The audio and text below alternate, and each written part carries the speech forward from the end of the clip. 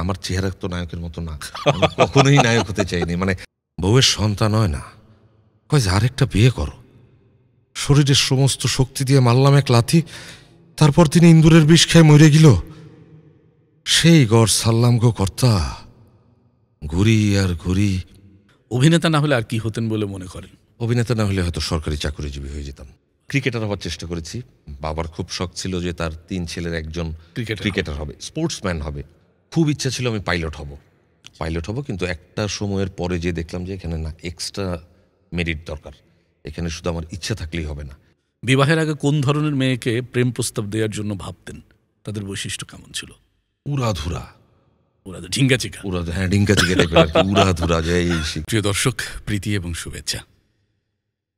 অভিনয় শিল্প, যার সাথে সম্পৃক্ত সব ধরনের শিল্প, সেটা কম বেশি। বাচিক শিল্প যদি বলি, নৃত্যশিল্প যদি বলি, আবৃত্তি যদি বলি, বাচনিক সকল কিছু রয়েছে এবং শারীরিকভাবে উপস্থাপিত হতে হচ্ছে। এবং কখনো কখনো বলা হচ্ছে সব কলার এক কলা, সেটি হচ্ছে নাট্যকলা। তার মানে নাটকের সাথে সব কিছু সম্পৃক্ত। আজ আমাদের স্টুডিও আলোকিত করেছেন এমন একজন মানুষ, তিনি সব কলার সমন্বয়ে নাট্যকলা যেটি, সেটির সাথে সম্পৃক্ত নন্দিত একজন অভিনয় শিল্পী। খুবই সহজ সরল সাবলীল ভাষায় কথা বলতে স্বাচ্ছন্দ্য বোধ করেন। অনেক বড় তারকা, কিন্তু তারকা সুলভ আচরণ, চেহারায়, অভিব্যক্তিতে আমরা কখনোই পাই না। এমন একজন মানুষ আমাদের স্টুডিও আলোকিত করেছেন আবির প্রকাশনী নিবেদিত বৈঠকের পডকাস্ট শো পেছনে নয় সামনে চলো, এই অনুষ্ঠানের আজকের পর্বে। আজকের সম্মানিত অতিথি জাতীয় চলচ্চিত্র পুরস্কার প্রাপ্ত অভিনয় শিল্পী শতাব্দী অদূত। শুভ সন্ধ্যা, শুভেচ্ছা। কেমন আছেন? ভালো আছি, আপনি কেমন আছেন? বেশ চলছে সবকিছু মিলিয়ে। এখন ধরেন এবছর বৃষ্টি শুরু হয়েছে অনেক অ্যাডভান্স, এবং বৃষ্টি চলছেই অবিরাম। প্রকৃতি একটা নতুন অবয়বে। এবং আমি গত সপ্তাহে, আপনিও বাড়ি গেছেন, আমিও বাড়ি থেকে ঘুরে আসলাম। এবারে নদীগুলো একটা প্রাণবন্ত উৎসব, অনেক বছর পর নদীগুলোর প্রাণ ফিরে পেয়েছে এবং পুরো ফুলে ফেপে উঠছে। আর যেটা ঠিক, গত বছর এই নদীগুলো একদম খাঁখা ছিল। প্রকৃতি বেশ উল্টো রূপ দেখাচ্ছে আমাদের, এবং এবারে বৃষ্টিতে বেশ সজীবতা সতেজতা এসছে। মানুষগুলোও দেখতে গতবারের চেয়ে স্নিগ্ধ, কারণ এত গরম আমাদের কষ্ট দিয়েছে। তো আজকে এই কথা কেন বললাম, আপনি গ্রাম থেকে ঘুরে এসেছেন, সজীবতা সতেজতা চেহারার মধ্যেও পাওয়া যাচ্ছে। তো আমরা আজকের আড্ডায় এই সজীবতা সতেজতা রেখে একটা ভালো সময় কাটাতে চাই। বরাবরের মতো এই শোয়ের লক্ষ্য উদ্দেশ্য কোনোভাবে ভাইরাল হওয়া বা করে না। পেছনে নয় সামনে চলো, এই শোটার নাম দেওয়ারও একটা উদ্দেশ্য হচ্ছে অনেক লড়াই সংগ্রাম করে আপনি সামনে এগোচ্ছেন। এর পেছনের গল্পটা হয়তো জানে না। সবাই দেখছে ন্যাশনাল অ্যাওয়ার্ড পেয়েছে, প্রতিদিন স্ক্রিনে দেখা যাচ্ছে, প্রতিদিন কাজ করছে শতাব্দী অদূত। তো এই পেছনের গল্পটাও জানতে চাই, ব্যক্তিগত পারিবারিক এবং সামগ্রিক বোধ নিয়ে একটু জমজমাট খোলামেলা আড্ডা দিতে চাই। ছোটবেলা থেকে আসতে চাই, জন্ম এবং বেড়ে ওঠা কোথায়? আচ্ছা, আমার জন্ম গ্রিন রোড স্টাফ কোয়ার্টারে। বাবা সরকারি চাকরি করতেন, মা গৃহিণী। আর ওখানেই জন্ম, বেড়ে ওঠা, এবং কলোনির একটা কালচার আছে, যে কারণে যেটা আমাকে অভিনেতা হওয়ার পিছনে অনেক বড় একটা শক্তি জুগিয়েছে। কারণ এত ভ্যারাইটি লোকজন, আর তখন ঢাকা শহরের মানুষজন কম ছিল যারা ওই কলোনিতে থাকতেন। গ্রিন রোড স্টাফ কোয়ার্টার, সবাই সরকারি চাকরি, এবং আমরা সবাইকে চিনতাম। মানে কলোনি কালচারটা কেমন ছিল বলতে গেলে, এটা আসলে অন্য কোথাও এটা সম্ভব না। যেমন দুপুর 3টা 3:30 বাজে, সবার বাসায় লাঞ্চ করা হয়ে গেছে, তা পাশের বাসায় হয়তো ধুম করে একজন মেহমান গ্রাম থেকে আসছেন, তাদেরও লাঞ্চ করা শেষ, হয়তো খাবারটা নেই, দুপুরে খাবার নেই। তখন ওই যে ভাবি তরকারি কি আছে দেন তো, বা 1 কাপ চিনি। আম্মা পাঠালো যে তার পাশের বাসা থেকে বা উপরতলা থেকে 1 কাপ চিনি নিয়ে, আন্টি 1 কাপ চিনি দেন, আম্মা দিতে বলেছে, এই টাইপের। এবং যেটা সবচেয়ে আন্তরিকতার বিষয় ছিল যে মানুষ মারা যাবে, এটার প্রকৃতির নিয়ম। তা কেউ একজন মারা গেছে, হয়তো একজন মুরব্বী মারা গেছেন, কিন্তু কলোনি কালচারে যেটা ছিল যে আপনি আপনার ফ্যামিলির লোকজনের জন্য ওয়েট করতে হতো না। আমরাই দেখা গেল মসজিদে যাচ্ছি, আমরা খাটিয়া নিয়ে আসছি, বা ওই কি বড়ই পাতা, গরম পানি, এই ব্যবস্থাগুলো। তারপরে হুজুর ডেকে আনা, কে গোসল করাবেন। তারপরে এক গ্রুপ দেখা গেলো চলে গেল আজিমপুর গোরস্থানে, কথা বলে আসলো। এই জিনিসগুলো যে ওই আমার যে প্রতিবেশী, বা যখন আমার দাদা দাদি মারা গেছেন তখন আমি ফিলই করিনি, আশেপাশের মানুষগুলোই দেখা গেলো কোনো না কোনোভাবে এসে দাঁড়িয়ে যাচ্ছে। তারপর যদি বলি খেলাধুলার কথা, যেমন কলোনিতে আমাদের বিল্ডিংয়ে 4টা গেট ছিল, সবগুলো বিল্ডিংয়ে 4টা। আমরা এতটা খেলাধুলা করতাম বা গান বাজনার সাথে ছিলাম যে প্রতি 2টা গেট ম্যাচ বলতাম আমরা। First gate second gate versus third আর ফোর্থ গেট। তেমনি আবার বিল্ডিং 8 নম্বর বনাম 5 নম্বর বিল্ডিংয়ের খেলা, বা বা আবার অনেক হয়ে গেছে একটু বড় মাঠে খেলতে যাবো আমরা, ধানমন্ডি ক্লাব মাঠে, আমাদের গ্রিন রোড স্টাফ কোয়ার্টার অপোজিটই ধানমন্ডি ক্লাব মাঠ। ওইখানে তো ছোটরা আমরা তো চান্স পাবো না, তখন দেখা গেলো যে আমরা 4-5টা বিল্ডিং ভার্সেস 4-5টা বিল্ডিং, সব বেস্ট প্লেয়াররা আসো, একটা উৎসবের ব্যাপার ছিল। বা যেটা বলে যে একদম ছোটোবেলায় আমরা 16ই ডিসেম্বরে বাসায় আমাদের চাঁদা দেওয়া হতো 1 টাকা 2 টাকা, যে যা পারো নিয়ে আসো। কেন? আমরা স্মৃতিসৌধ বানাতাম বড় একটা বাঁশ কেটে। এখন এই কালচারটা বিলুপ্ত, ঢাকায় দেখাই যায় না, আমি দেখি না লাস্ট 10-15 বছর। এবং ওই দড়ি দিয়ে বাংলাদেশের ফ্ল্যাগ নিজেরাই আঠা গুলিয়ে আর ওই ফ্ল্যাগ লাগাতে, ও তখন মানে রাত্রে আপনি 12টা-1টা পর্যন্ত বাইরে থাকতে পারছেন, কিন্তু পারপাস কিন্তু ওটা। অ্যাজ ওয়েল অ্যাজ আপনি 21শে ফেব্রুয়ারিতে মনে করেন আপনি প্রভাত ফেরিতে যাবেন, প্রভাত ফেরি তো বলতেই পারতাম না আমরা, শহীদ মিনারে যাব। ছোটবেলায় প্রভাত ফেরি এটা বলাও তো একটা ডিফিকাল্ট। শহীদ মিনারে যাবো, আচ্ছা বাবা মা জানে শহীদ মিনারে যাবে, ওরা যেতে দিচ্ছে, বা ফুল দেওয়া, মানে এরকম 5 জন করছে, টাকা দিতে পারছে, আরো 2 জন পারে নাই, কোনো সমস্যা নেই, কেউ কিছু মনে করতো না। কারণ ও ফুলের তোড়াটা যে বাঁধতে পারে, যে টাকাটা দিতে পারেনি, ওর মতো হ্যাঁ ওর ইনভলভমেন্টটাও তো লাগবে, বা ওই ব্যাপারগুলো ছিল। তো এরকম একটা কালচারে আমি বেড়ে ওঠা আর কি। হ্যাঁ, বড় হয়েছে। নিশ্চয়ই বলা যায় রাজধানীর একটা স্বর্ণ সময়ে আপনার জন্ম। একদম, কারণ এখন এটা একেবারেই বিলুপ্ত, এবং এই কালচারের সাথে গ্রামের কালচারের অনেক মিল আছে, সেটা গ্রামেও বিলুপ্ত হয়ে গেছে।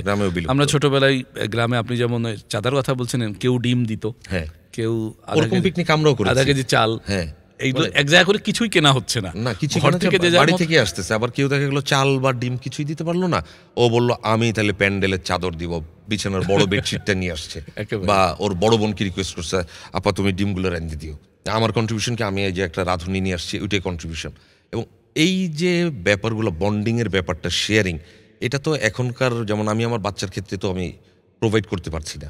বা তখন সময়টাই এরকম ছিল যে ওই বললাম না, 12টা বিল্ডিংয়ের সবাইকে চিনতাম, সবাইকে চিনতাম। আর এখন উপরতলায় মারা গেলে নিচতলা বা পাশের ফ্ল্যাটে কে থাকে আমি জানি না, তখন সবাইকে চিনতাম। এবং মজার ব্যাপার হচ্ছে যে একটা ফুটবল কেনা হবে, যে আমাদের বলটা নষ্ট হয়ে গেছে, ফুটবল কেনা হবে, এই উৎসব শুরু, বল কেনা, চাঁদা দাও, এই করো সেই করো। প্লেয়ার কিন্তু 40 জন, হ্যাঁ 40 জনই ভাগাভাগি হয়ে আমরা খেলছি। তা এই ব্যাপারগুলো না ধীরে ধীরে বিলুপ্ত হয়ে গেছে। এবং ওই বলটা কেনার পর দেখা গেলো যে মিকাসা বল পাওয়া যেত তখন আমাদের সময়, তারপরে একটু পরে আসলো ডিয়ার। মিকাসা বল সেলাই করা থাকতো, এখন বলটাকে তো বেশি দিন টেকাতে হবে, এখন কি করো, চলো কাঁঠাল বাগান বাজারে, মাংসের দোকান থেকে চর্বি নিয়ে আসতাম। এটার আসলে ওইটার তো হ্যাঁ আছে কিনা আমরা জানি না, বড় ভাইরা বলছে যে এটার মধ্যে চর্বি লাগাইলে কিন্তু বল অনেক দিন টিকে। আইনা মোটামুটি নতুন বলের উপর ঘষো, চর্বি লাগাও, মাংসের দোকানে একটু চর্বি দেন না, বাচ্চা চর্বি চাচ্ছে, ওরা দিয়েছে ওইটাই না। হ্যাঁ, তো ওরকম একটা জায়গা থেকে, বা খেলাধুলার ক্ষেত্রে যে এক বড় ভাইদের দরকার, যে খেলার জন্য ভাই একটা স্ট্রাইকার লাগবে, আপনি আসেন, আমার পরীক্ষা আছে, আপনি হাফ টাইমের পরে নেবেন। ওইটা নিয়ে মনে করেন যে মারামারি, খেলার মধ্যেই মারামারি, কেন উনি সিনিয়র, ওনাকে নামতে দেওয়া হবে না। বা এরকমও কাহিনী বলে যে আমাদের এক বন্ধু ছিল, খুব ভালো তবলা বাজাতো, ওর বোন গান শেখে। এখন কলোনির ছেলেপেলে কিন্তু একটু দুষ্টু প্রকৃতির, মানে ভালো খারাপ দুইটাই একদম পাশাপাশি। ওই দিন ওর গানের টিচার আসবে, বোনের গানের টিচার আসবে, ওকে করতে হবে আমাদের ম্যাচ, ফুটবল খেলা, ও আবার আমাদের গোলকিপার। এখন কি মুশকিল, হ্যাঁ ও হলো বেস্ট গোলকিপার আমাদের মানে টিমের। এখন ওকে ছাড়া তো আমরা তো ধরা খেয়ে যাবো। কি করা হইলো যে স্যারকে ডেকে এনে কনভিন্স করো, স্যার না ওকে করতেই হবে, করতে হবে। স্যারকে সুন্দর ডেকে এনে, স্যার চয়েস 2টা, হয় আপনি বাসায় যাবেন না, আর বাসায় যেতে পারবেন মাগরিবের পরে, এখন কোনটা করবেন আপনি? হ্যাঁ তাহলে আমি কি করবো, আপনার এই যে 2 টাকার বাদাম কিনে দেওয়া হচ্ছে, আপনি খেলা দেখেন। বসে গেল। তাইলে কি হবে, বাসা থেকে তো বেরোতে পারবে না, আমি মাঠে গেলাম না তো বাসা থেকে তো বেরোতে পারবে না। এইবার কি আরেক বন্ধুর বাসায় নিয়ে যাও, ফোন করো ওই বাসায়, আজকে আমি আসতে পারতেছি না জরুরি কাজে। পরে ব্যাপারটা দেখে গেছে এরকম জরুরি কাজ, ওই বন্ধু যার মানে তবলছি যে বন্ধু, ও আসছে খেলছে মাঠে, ওর বাবাও খেলা দেখতে আসছে, স্যারও 2 জন পাশাপাশি হয়ে গেছে সেম সাইড। এরপর ঘটনা মানে টিচার ঘটনা না, আমি আসলে খেলাটা দেখবো বলে আজকে যাইনি, এই না, মানে উনিও বুঝতে পারছে যে কিছু একটা ঘটনা ঘটছে। মানে ওই ব্যাপারগুলো খুব সহজ ছিল। আবার দুষ্টুমি, শেয়ারিং, একটা বয়স পর্যন্ত আমরা ছেলেরা মেয়েরা একসাথে আমরা খেলেছি মাঠে, ক্রিকেট, ফুটবল বা সাতচারা বলে যে খেলাটা ছিল, এটা আমরা একদম 7-8 পর্যন্ত একেবারে একসাথেই খেলেছি। তো ওরকম একটা জায়গা থেকে বেড়ে ওঠা।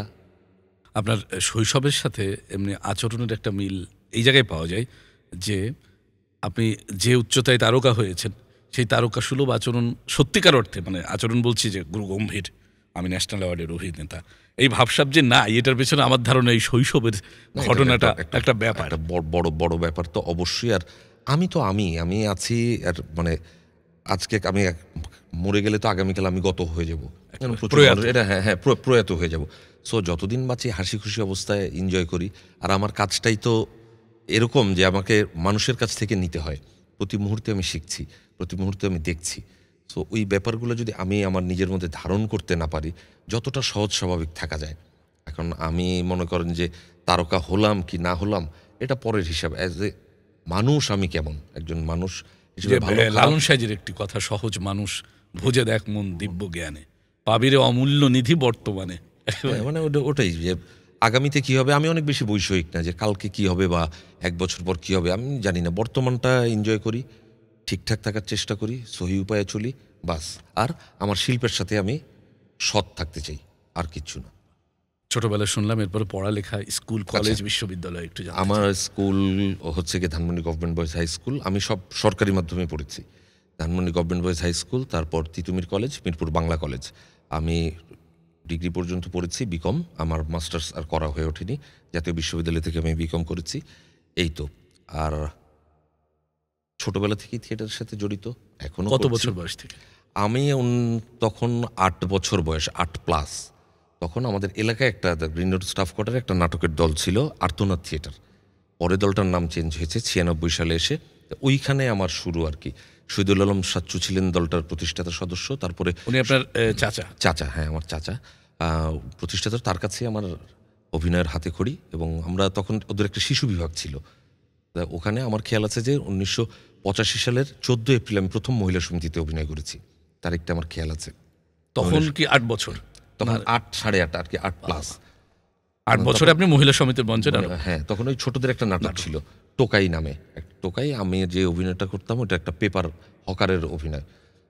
দীপক চৌধুরী নাট্যকার ছিলেন, চট্টগ্রামের ভদ্রলোক, সাচ্চুই দিয়েছিলেন ডিরেকশন।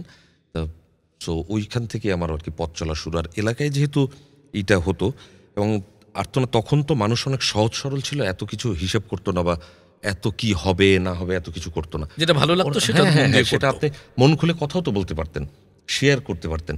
তখন হতো যে এরকম যে কেউ আছে যে আমাদের মহড়াটা হতো বিকেল 5টা থেকে আসরের নামাজের পর থেকে মাগরিবের আজান পর্যন্ত। তখন তো আমরা ছোট। তারপরে বাসায় তারা বড়রাই কাউকে একটু বাসাতে, যার বাসাটা স্টাফ কোয়ার্টারের কমিউনিটি সেন্টার রিহার্সাল হতো, যার বাসাটা একটু দূরে 3 নম্বর বিল্ডিং। যারা এখানে যারা দেখছে তারা হয়তো গ্রিন রোড স্টাফ কোয়ার্টার চিনে থাকলে বুঝবে, 3 নম্বর বিল্ডিংটা কমিউনিটি সেন্টার থেকে একটু দূরে। ওর বাসায় কিন্তু যে পৌঁছে দিয়ে আসতাম দলের সিনিয়ররা।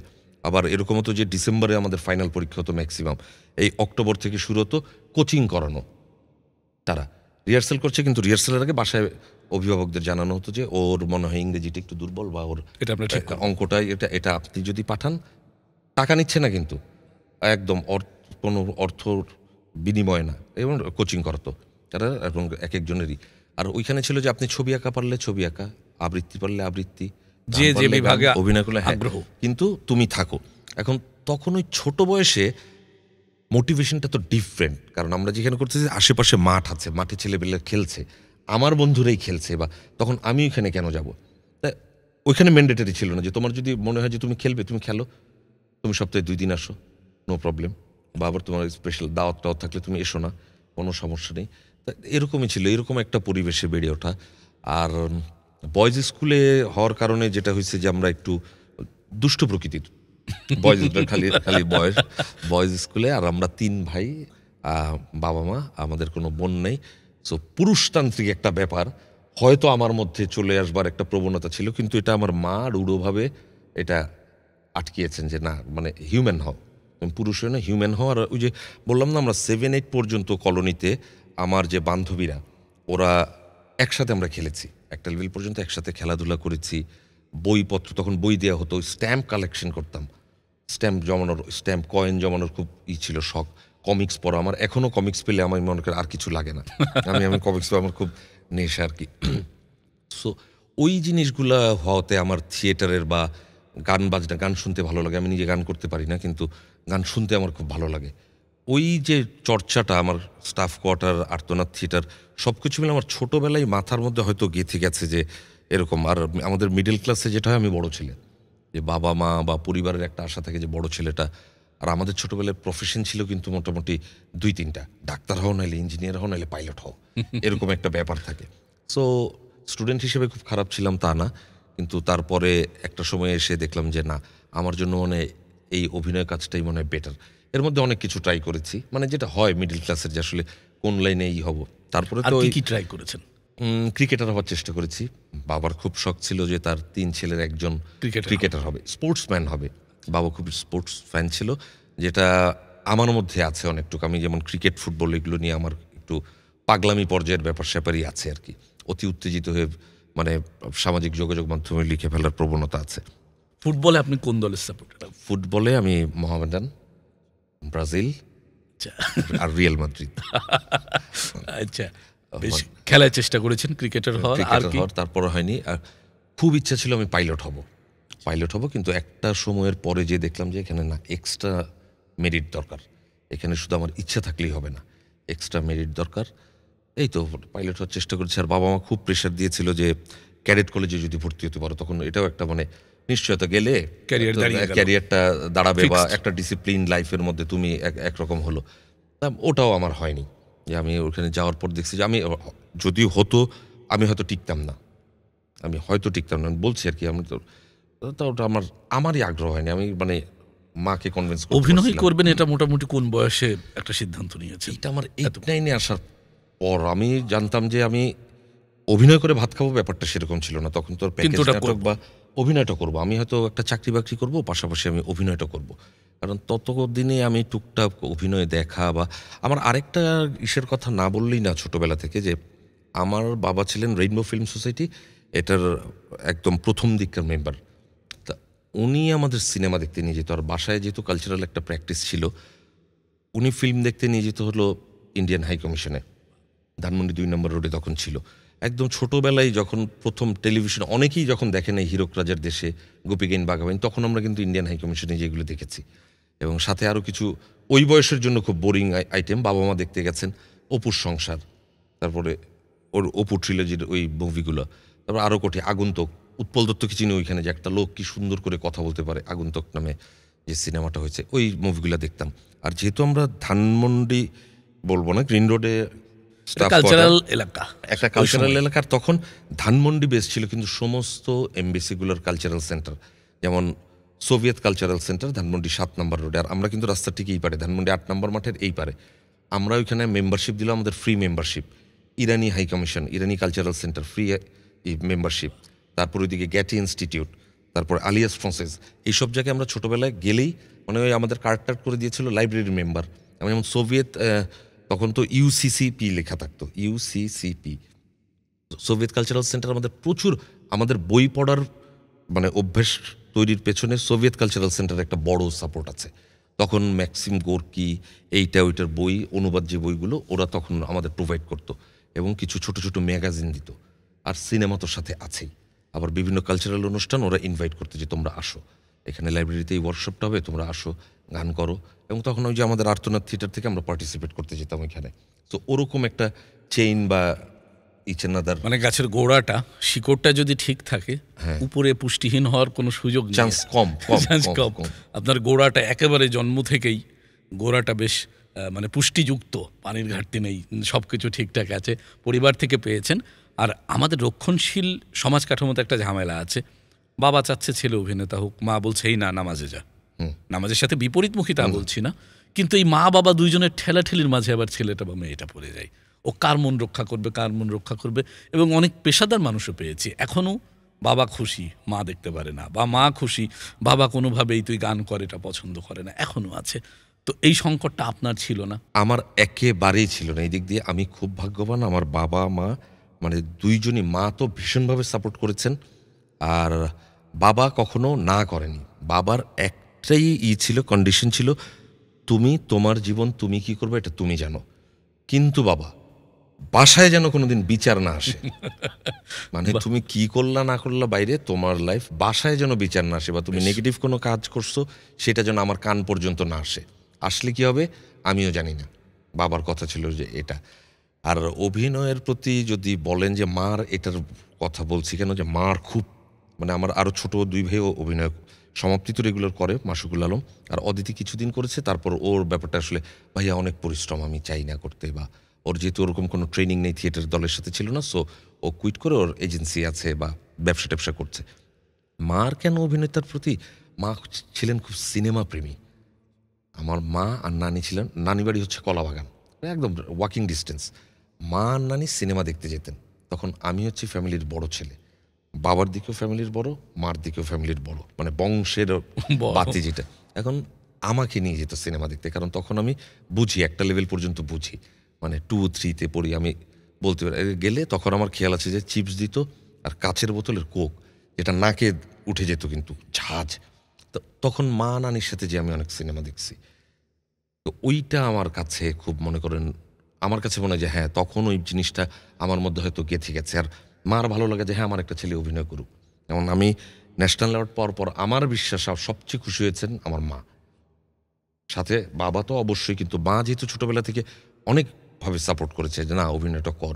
এবং একটা সময় হয় কি যে আমরা তো মিডল ক্লাস, তো সন্ধ্যাবেলা আমাদের একটু বড় হওয়ার পর রিহার্সালটা তো হয় সন্ধ্যার পর থেকে, আমাদের থিয়েটার দলগুলো ক্লাস 9-এ পড়ি।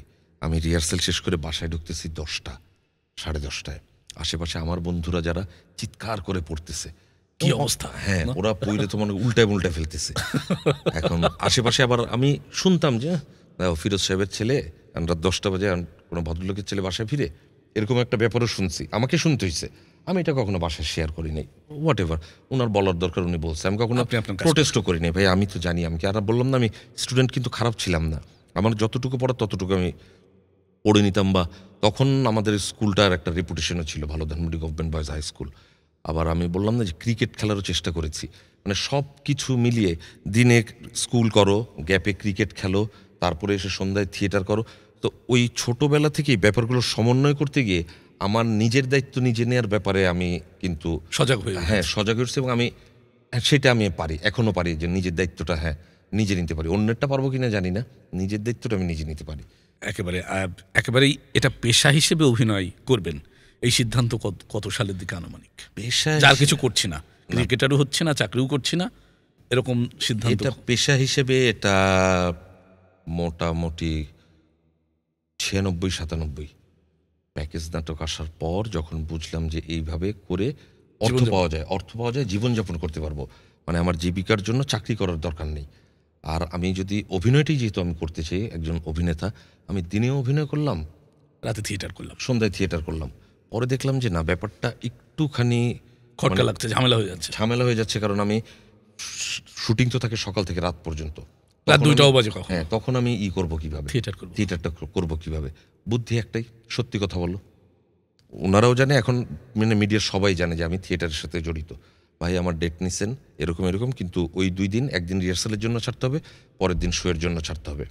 আমি পরের দিন শোয়ের আগের দিন আমাকে রিহার্সালের জন্য ছাড়তে হবে, শোয়ের দিন আমি শুটিংই করবো না, কারণ শো একটা ডিফারেন্ট জার্নি, ওটা মানে মানসিক শারীরিক প্রিপারেশন। হ্যাঁ, ওইটা খুব জটিল অবস্থা তৈরি করে। মানে ওই জিনিসটা হয়ে গেছে যে তারপর থেকে যে না, এটা টাকা পাওয়া যায়, আমি এটা করে খেতে পারি, কিন্তু ওই যে আনসার্টেনিটি কি হবে, এখনো আনসার্টেনিটি। কোনো মাসে আপনার মনে করেন 20 দিন 25 দিন শুট থাকে, কোনো মাসে 2 দিন, এটা কিছু করার নেই, এটা আমি জেনেই আসছি। কিন্তু ওই যে আমার নিজের তো একটা ভালো লাগা ভালোবাসার জায়গা আছে যে আমি এভাবে এগিয়ে যেতে চাই।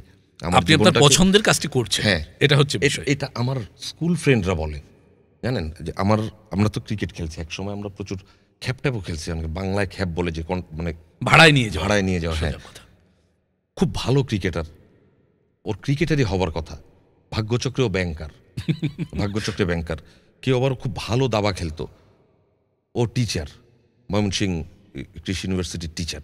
মানে ওরা বলে যে তুই ছোটবেলা থেকে যেটা করতে ওইটাই তুই করতে পারিস, এইটা একটা কয়জনের ভাগ্যে হয়, আমাদের নেই ভাগ্যে। হ্যাঁ, ওদের ভাগ্যে। মানে ওনাদের এখন দাবা খেলতে গেলে অফিস, বাসা, সংসার, অর্থ সামাল দিয়ে তারপরে দাবার সহকারী পাবে না। হ্যাঁ, আবার ও যখন সময় হবে তখন তো করতে হচ্ছে না।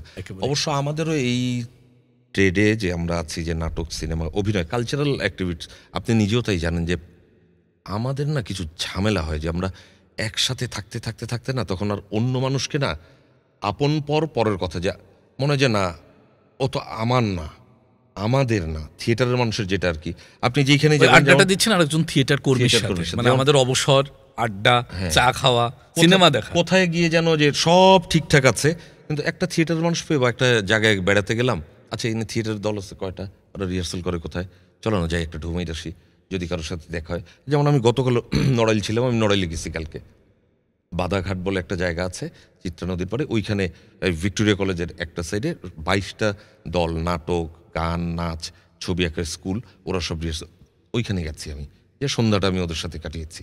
মানে এই জিনিসটা হয় যে আমরা কোথায় গিয়ে যেন নাটক, সিনেমা, থিয়েটারের মানুষজন আইসোলেটেড হয়ে যায়। পাশাপাশি পরিবারের অনেক অনুষ্ঠান মিস করতে হয়, যে পরিবারের ইরা খুব রাগ করতে একটা সময়, আত্মীয় স্বজন, পরিবারের অনুষ্ঠান তো সন্ধ্যার সময়, এটা একটা বিষয়। হ্যাঁ মানে সন্ধ্যার সময়, এবং ওরা রাগ করতো, হ্যাঁ কি এমন অভিনয় করে, আর মানুষ অভিনয় করে না, ও আসতে পারে না, এই পারে না, সেই পারে না। এখন আর ওটা বলে না, বলে যে বাবা পারলে আসিস, পারলে আসিস, খুশি হবো, হাল ছেড়ে দিয়ে বলেন। হ্যাঁ, এবং আমিও বলি যে আমি আসলে কিন্তু 10টার আগে না, 10টার আগে আমি আসতে পারবো না, যদি আসি আমি 10টার পরে আসবো। বা মানে এখন ওটা হয়ে গেছে, শুরুর দিকে বলতো, বা যখন এটাকে প্রফেশন হিসেবে নিয়েছি তখন খুব মাইন্ড করতো যে হ্যাঁ আসতে পারে না, কি এমন অভিনয় করে, করে। তারপরে এখন তো আমারও বয়স হয়েছে, তারাও দেখতে পাচ্ছে এবং তাদেরও ভালো লাগা আছে। যে বা ওই যে আমি বললাম যে যেই গার্জেনটা বলতো হ্যাঁ ফিরোজ সাহেবের ছেলে রাত 10টার সময় বাসায় সে গর্ব করে বলে যে আমাদের সাথে থাকতো। হ্যাঁ, এবং উনি বলতেছে যে এই শোনো তুমি আসো, অফিসে আসো, চা খাও, তোমার সাথে একটা ছবি তুলি, ওরে দেখাবো, তার ছেলেকেই দেখাবো যে তোমার সাথে একটা ছবি, ওরে চমকায় দিতে হবে আজকে, দেখ কার সাথেই করছি। তারপরে যে পরিবারের খোঁজ খবর নেয়া, বা কলোনি কালচারটা না আসলে এটা আমি বলে বোঝাতে পারবো না। মনে করেন সারা পৃথিবীর যেখানেই যাবেন আপনি, স্কুল ফ্রেন্ডরা যেরকম, কলোনির কালচারটা ওরকম। আপনি যতখানেই যান স্কুলের লোকজন, আপনি নোটিস করবেন যে আচ্ছা আপনার স্কুলের এক্স, আপনার স্কুল এবং ওই কলোনি লাইফের সবচেয়ে প্রিয় বন্ধুকে? স্কুলের প্রিয় বন্ধুর নাম বললে তো এখন এখানে ওরা দেখলে তো মার খেতে হবে, বাকিরা কষ্ট পাবে। হ্যাঁ বাকিটা কষ্ট হবে, কারণ ওইখানে না আসলে একজনের নাম ওইভাবে আসলেই বলতে পারবো না। আচ্ছা। কারণ ক্রিকেট খেলেছি স্কুলে, মনে করেন যে গান বাজনার এক ধরনের চর্চা ছিল, কেউ ছিল বিএনসিসি করতো, ওকে নিয়ে হাসতাম, হ্যাঁ তুই বিএনসিসি, পরে দেখলাম যে ওর তো স্ট্যাটাস আলাদা, কেন বাংলাদেশ ক্রিকেট টিমের খেলা হচ্ছে, ও দেখি যে গেটে ডিউটি করতেছে, মানে আর আমরা টিকিটের জন্য মারামারি, ধাক্কি, আরো ঢুকেই বসে আছে, হ্যাঁ এবং আরো মানুষকে হ্যাঁ স্কার্ফ লাগা, বিএনসিসি একদম অন্যরকম, অ্যাটিচিউডই আলাদা। আরে ওর নিয়ে হাসাহাসি, মানে তখনও তো ভাই ছোট, বুঝতাম না। এখন যেমন প্রতিটা কাজই সম্মানের, কাজটাই সম্মানের। পরে ওরকম বন্ধু আছে, ক্রিকেটের বন্ধু আছে, বা একদম ক্লাসের ব্যাড বয়, একদম চ্যাম্পিয়ন, যে ব্যাড বয়ের দিক থেকে চ্যাম্পিয়ন, ওই রকমও ফ্রেন্ড মনে করেন আমার বেস্ট ফ্রেন্ডের তালিকায় আছে। এরকম এলাকায় ছিল রন্টু, এখন সিলেট চলে গেছে।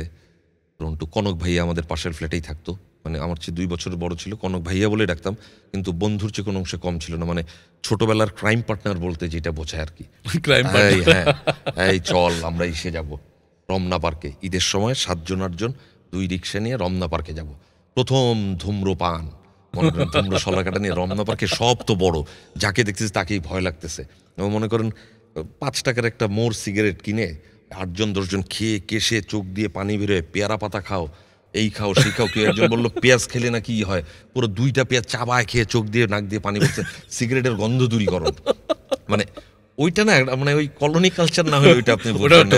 হ্যাঁ, এবং তারা কিন্তু আবার ওই বড়রা নিয়ে গেছে, কিন্তু 1 বছর 2 বছরের বড় তারাই, এবং আর যদি এলাকার মধ্যে দেখছি তোকে কোনোদিন আবার আসছো সিগারেট খাইতে, এবং পরের ঈদে উনি কিরে যাবি না রমনা পার্ক, চল না একটু এসে যাই, এবার না ভাই এবার রমনা পার্ক না, চলে চিড়িয়াখানায়, এত দূর চিড়িয়াখানা, কলাবাগান থেকে চিড়িয়াখানা তো দূর, আর বেটা বাসে যাবো, বাসে আসুন, বাসের তো ব্যবস্থা আছে, আর ঈদে খালি থাকে, আচ্ছা চলেন চিড়িয়াখানায়, ওই চিড়িয়াখানায় ঝোপঝাড় খুঁজে কোনায় যে সিগারেট খাও, একটু সিগারেট খাওয়া, না এইরকম ব্যাপারগুলো আসলে এখনকার জেনারেশন তো সম্ভব না। এখনকার জেনারেশন সবকিছু আটকে গেছে এক প্রকার অনলাইন বা মোবাইল, ওদেরকে কলোনির মাঠ এখন ফাঁকা দেখা যায়, যে হচ্ছে কি এলোমেলো 2-1 জন হয়তো। অবশ্য সময়েরও চাহিদা। আবার আরেকটা জিনিস, আমরা যে মানে সামাজিক বা এটা কি বলে কালচারাল পরিমণ্ডলে বড় হয়েছি, যেমন আপনি দেখবেন যে 5টা বাসায় পরপর খোঁজ করলে একটা বাসায় হারমোনিয়াম ছিল, 3টা বাসায় আপনি ঢুকলে আপনি দেখতে পাতেন যে ওখানে দোয়া ইউনুস টাঙানো আছে দেয়ালের মধ্যে, নইলে ড্রয়িং রুমে রবীন্দ্রনাথ নজরুলের ছবি, লাইব্রেরি আছে, বুকশেলফ, মানে লাইব্রেরি মানে 2000 বই আছে তা না, কিন্তু পারিবারিক 4টা-5টা মনে করো যে তাকের একটা ছোট্ট বুকশেলফ আছে, যে ওইখানে বই সাজানো আছে, ওরকম একটা এসে কিন্তু আমরা বড় হয়েছি, পরিমণ্ডলে বড় হয়েছি। এখন কিন্তু আপনি যান, আপনি দেখবেন না এটা এখন আমাদের পরবর্তী প্রজন্মের জন্য একটা হুমকি নিঃসন্দেহে। আবার এটা ইতিবাচক যদি বলি, মোবাইল থেকে অনেক ছেলে মেয়ে অতিরিক্ত আপডেট হচ্ছে পজিটিভলি, সেটাও হচ্ছে, কিন্তু সামগ্রিকভাবে কি ক্ষতি হচ্ছে কিনা? এটা আসলে আমাকে যদি বলেন যে এটা তো সময়ের চাহিদা, সময়টাকে আপনার আমার ইগনোর করার কোনো অপশনই নেই। সময়ের চাহিদায় ওরা এরকম হচ্ছে। আমি বলবো যে হ্যাঁ, লাভবান যেমন হচ্ছে, কিন্তু আমি এখন যেটা করছি যে চাইলে আমি গুগল করে আমি জেনে ফেলতে পারছি আজকে ফ্রান্সে পিএসজির সাথে কার খেলা, বা লাভলাভলা আমি জেনে ফেলছি কার ম্যাচে কে কে আছে, কোন প্লেয়ার কোন দেশ থেকে এসছে, এই জিনিসগুলো আমি একদম চমৎকারভাবে দেখে নিতে পারছি। কিন্তু আমাদের সময়ে যেটা হতো যে বই ঘাটাঘাটি করতে হতো, বড়দের কাছে জানতে হতো, বা কোথায় পাওয়া যায় নীলক্ষেত আসো, রিডার্স ডাইজেস্ট বলে একটা জিনিস ছিল, এখন এটা আছে নাকি আমি জানি না, আমরা পড়তাম জেনারেল নলেজ বাড়ানোর জন্য, র্যাপিডিক্স ইংলিশ, মানে এই জিনিসগুলো থেকে ওরা এখন অনেক বেশি আপডেট, ওরা চাইলেই অনেক কিছু করতে পারে। সো এটাকে ইগনোর করতে পারবো না, কিন্তু আমার কথা এটাকে রিসিভ করে আমার কাছে মনে হয় যে বাবা আমাদের সজাগ হয়ে আমার রুট যেটা, আমার ল্যান্ড, এটা আমার জন্মভূমি, আমার দেশ, আমার মাটি, এই আলো বাতাস সব কিছু আমার স্বাধীন পতাকা আছে, স্বাধীন মানচিত্র আছে, আমার জাতীয় সঙ্গীত আছে, এবং মজার বলে এটাকে আমার ওন করতে হবে। তো এই জায়গাটা আমার, এবং আমি যদি আমার ছেলেকে শেখাতে না পারি, আমার বাবা মা যেমন করে আমার কাছে শিখিয়েছে, হয়তো আমার ছেলেকেও শেখাতে হবে, কিন্তু শেখানোর পদ্ধতিটা হয়তো একটু ভিন্ন, তরিকাটা একটু ডিফারেন্ট হতে হবে। কিন্তু এখন কিন্তু ওটা হচ্ছে না, বা তাইলে আমাদের একটু চেঞ্জ হতে হবে। ওকে কিভাবে কনভিন্স করা যায়, এখনকার বাচ্চারা অনেক বেশি আপডেট, ওটা আমি ইগনোর করছি না, ওটার সময়ের চাহিদা যেটা বললাম। হ্যাঁ, ওকে পজিটিভলি বোঝাতে হবে যে এটা করো, এটা করো না, এটা ভালো, এটা খারাপ, চয়েস ইজ ইয়োর্স, তোমার লাইফ, তুমি কিভাবে দেখবা এটা দেখো। বা আপনাদের সময় বা সর্বশেষ আমাদের প্রজন্ম কিন্তু সরকারিভাবে অনেক কিছু ছিল না, কিন্তু এখন কিশোর কিশোরী থিয়েটার, কিশোর কিশোরী ক্লাব, যেটি ফ্যাসিলিটিস, হ্যাঁ অনেক ফ্যাসিলিটিস। মনে করেন আপনার যদি 64টা জেলার শিল্পকলা একাডেমিতে এক ধরনের আয়োজন হচ্ছে, শিশু একাডেমিতে এক চর্চা হয়, পাড়া মহল্লায়, মহিলা বিষয়ক অধিদপ্তর থেকে স্কুলে স্কুলে ওই কিশোর কিশোরী ক্লাব বা থিয়েটার। হ্যাঁ, কিন্তু আমরা কিন্তু তখন এসব পেতাম না। আমরা স্কুল থেকে পাস আউট করার আগ পর্যন্ত যেটা পেয়েছি বিশ্ব সাহিত্য কেন্দ্রের বই পড়া কর্মসূচি, যেটা মানে আমার তো হয়েছে আমার ওই যে হাই কমিশনগুলোর কাছ থেকে বই এনে এনে, কিন্তু পরে আমি ওটাও তো পার্টিসিপেট করছি, জয়েন করেছি। মানে সব কিছু মিলিয়ে এই জিনিসগুলো এখন বাচ্চাদের যে কোনোভাবে অল্প হলেও এই কালচারে আসতে হবে। হ্যাঁ, আমাদের কয়টা বাচ্চা জানি যে আমরা 21শে বইমেলা হয়, 21শে বইমেলা আমরা জানি কয়জন। যেমন আমি তো ওই সামাজিক যোগাযোগ মাধ্যমে দেখি যে জিজ্ঞেস করে, যে জানতে চায় সাংবাদিকরা, যে অবশ্য নেগেটিভগুলোই বেশি ভাইরাল হয় আমাদের এই সময়ে। হ্যাঁ, যে জিজ্ঞেস করছে বলো যে স্বাধীনতা দিবস কবে। হ্যাঁ, স্বাধীনতা দিবস, ও একটা বললো তারিখ, ওইটাকে ফোকাস করার কিছু নাই। তো ওইটা তো 100 জনের মধ্যে 5 জন বলেছে বা 2 জন, ওই 95 জনেরটা কেন আমরা বলি না? আমরা খালি নেগেটিভটাকে নিয়ে যে এই আমরা চর্চা করি, এটা সামাজিক যোগাযোগ মাধ্যমের অপব্যবহার এবং সকলের ভাইরালের দিকে ঝুঁকতে গিয়ে, বা আপনাদের ধরেন এই অভিনয় শিল্পীদের, রাজনীতিবিদদের কেটে যেটুকু বললে যে আমি খুন করেছি, হ্যাঁ এটা হয়তো নাটকের সংলাপ, হ্যাঁ ওটুকু লিখে দিল শতাব্দী অদূত খুন করেছে, নিজে স্বীকার করছে, দেখুন শুনুন। এই জিনিসটা তো, এটাও আমি বলবো যে সময়ের চাহিদা, বা সারা বিশ্বের মানুষ সামাজিক যোগাযোগ মাধ্যমটা যেভাবে ব্যবহার করছে, আমাদের এখানে তো আমরা ঠাস করে পেয়ে গেছি। এবং দেখেন যে এই সময়ের কথাটা আমি বারবার বলছি কেন, যে সময়টা আপনি 2000 সাল চিন্তা করেন, কয়জনের হাতে মোবাইল ফোন ছিল, সেলফোন? খুব কম। তারপরে 2000 যদি বলি 5, হ্যাঁ লোকজনের হাতে মোবাইল আসা শুরু করেছে, সিমের দাম অনেক, কিনতে গেলে এই লাগে ওই লাগে, এবং মোবাইল ফোন হাতে থাকা মানে বিরাট স্ট্যাটাসের। হ্যাঁ, মিনিট 12 টাকা হ্যাঁ কেটে নিচ্ছে। তখন কিন্তু আস্তে আস্তে মার্কেটে অ্যান্ড্রয়েড ঢোকা শুরু করছে। তারপরে 8-9 দিকে অ্যান্ড্রয়েডটা একটু বহুল, কম বেশি সবার কাছে যাওয়া, টেসবুক আসলো 2009-এ। তারপর তো এখন অ্যান্ড্রয়েড ছাড়া আপনি মানে ওই যে বাটন ফোন কয়জনের কাছে পাবেন? 1%-এর কাছেও কিন্তু নাই, সবার কাছে অ্যান্ড্রয়েড। এটার তো কিছু ভালো দিকও আছে। আমি বলছি যে সবাই একদম নেগেটিভলি ব্যবহার করে তা না, কেউ কেউ ভালো কাজও করছে, কিন্তু সেটার সংখ্যাও কম। এবং দেখবেন যে কেউ কেউ ভালো জিনিস করছে, ওই জিনিসটা হাইলাইটেড হয় না। আমরা সবাই নেগেটিভটা দেখি, এবং আমরা এই জাজমেন্টাল হয়ে যাচ্ছি, যে আপনি একটা কথা বললেন, সেখানে আমি আমার মন মতো লিখে দিচ্ছি, আমার পছন্দ হলো না আমি লিখে দিচ্ছি। আপনি কিন্তু পারিপার্শ্বিক ব্যাপারটা চিন্তা করছেন না। আমি যে যার দর্শন যে যার মধ্যে আছে, অন্যেরটা ভাবার। আর ওই কমেন্ট করলে যে স্মার্ট হওয়া যায়, ব্যাপারটাও তো তা না। আমি কেন বলছি, আমি কেন এইখানটায় বলবো, এতে তো আমার মানে মনোবৃত্তিটা বোঝা যাচ্ছে, একদম। আমি কোথায় আক্রমণাত্মক, আমি বলার ভাষাটাও তো একরকম হতে পারে। থিয়েটারের একটা জার্নি আমরা ফেলে এসেছি, একবারে আমরা মিডিয়াতে চলে এসেছি। আপনি 1996 সালে মিডিয়াতে আসলেন। কলোনির থিয়েটার বাদ দিয়ে তারপরে প্রফেশনাল কোন থিয়েটারে আপনি এলেন? কলোনি থিয়েটারে অ্যামেচার ছিল, ওখান থেকে আমরা মোটামুটি 96 সালে কলোনি থিয়েটারটা পরে কলোনি থেকে আসলো, আমরা গ্রিন স্কোয়ারে আসলাম। তখন দলটার নাম আর্তনাদ থিয়েটার ছিল। আমরা এক যুগ পূর্তি উৎসব করলাম 1994 সালে। 82 সালে দল হয়েছিল, 94 সালে এক যুগ পূর্তি উৎসব করার পর দল থেকে ডিসিশন নিল যে এটা একটা এনজিও হবে, মানে থিয়েটার হবে সাথে সাথে এনজিও হবে, আমাদের সবাইকে চাকরি দিবে বা আমরা এখান থেকে অর্থ উপার্জন করতে পারবো। তখন ওই যে হয় না যে বড়দের সাথে এক ধরনের বোঝাপড়ার ভুল টুল এরকম, তা আমাদের কয়েকজনকে এরকম 3 মাসের জন্য সাসপেন্ড করা হলো। 3 মাসের জন্য সাসপেন্ড করা হলো, আমরা রিজাইন দিয়ে দিলাম যে ভাই আমরা কাজ করব না। পরে 3 মাস পর তারা আবার ডেকেছিল, আমরা আর করলাম না। তখন আমরা একটা নাটকের দল নিজেরাই চেষ্টা করলাম যে থিয়েটারটা তো করতে হবে আর অভিনয় করতে হবে। আচ্ছা। তখন 96 সালে আমরা একটা দল করলাম, মঞ্চ দল। দলের নাম দিলাম আমরা টিএসসিতে আমরা নাটকের রিহার্সাল করতাম, মঞ্চ দল।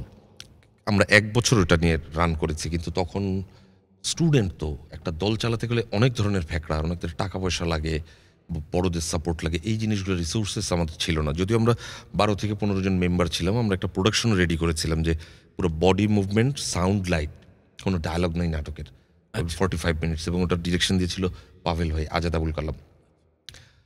পরে বাংলাদেশ কি জানি একটা খেলা ছিল 97 সালে, বাংলাদেশ আইসিসি চ্যাম্পিয়ন হলো। তখন সারা টিএসসিতে আমরা রিহার্সাল করতাম, পুরো মানে বাংলাদেশ টিএসসিতে এরকম লাফালাফি হচ্ছে। পরে দেখলাম পাভেল ভাই গেছিল কলকাতায় আরণ্যকের শো করতে, হঠাৎ দেখি যে পাভেল ভাই দেখে আমরা সব ভয় পেয়ে গেছি।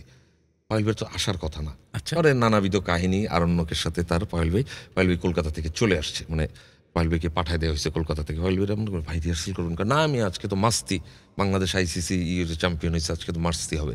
পরে আমরা যে ইটি করলাম, মিছিল টিছিল করে, পরে এর মধ্যে আরণ্যক থেকে একটা টিম বের হয়ে প্ল্যান করেছে তারা একটা দল করবে, প্রাচ্যনাটের মোটামুটি ফর্ম হলো। তো পায়েল ভাই বললো যে একদিন সময় দিল যে তোমরা শহীদ মিনারে আসো।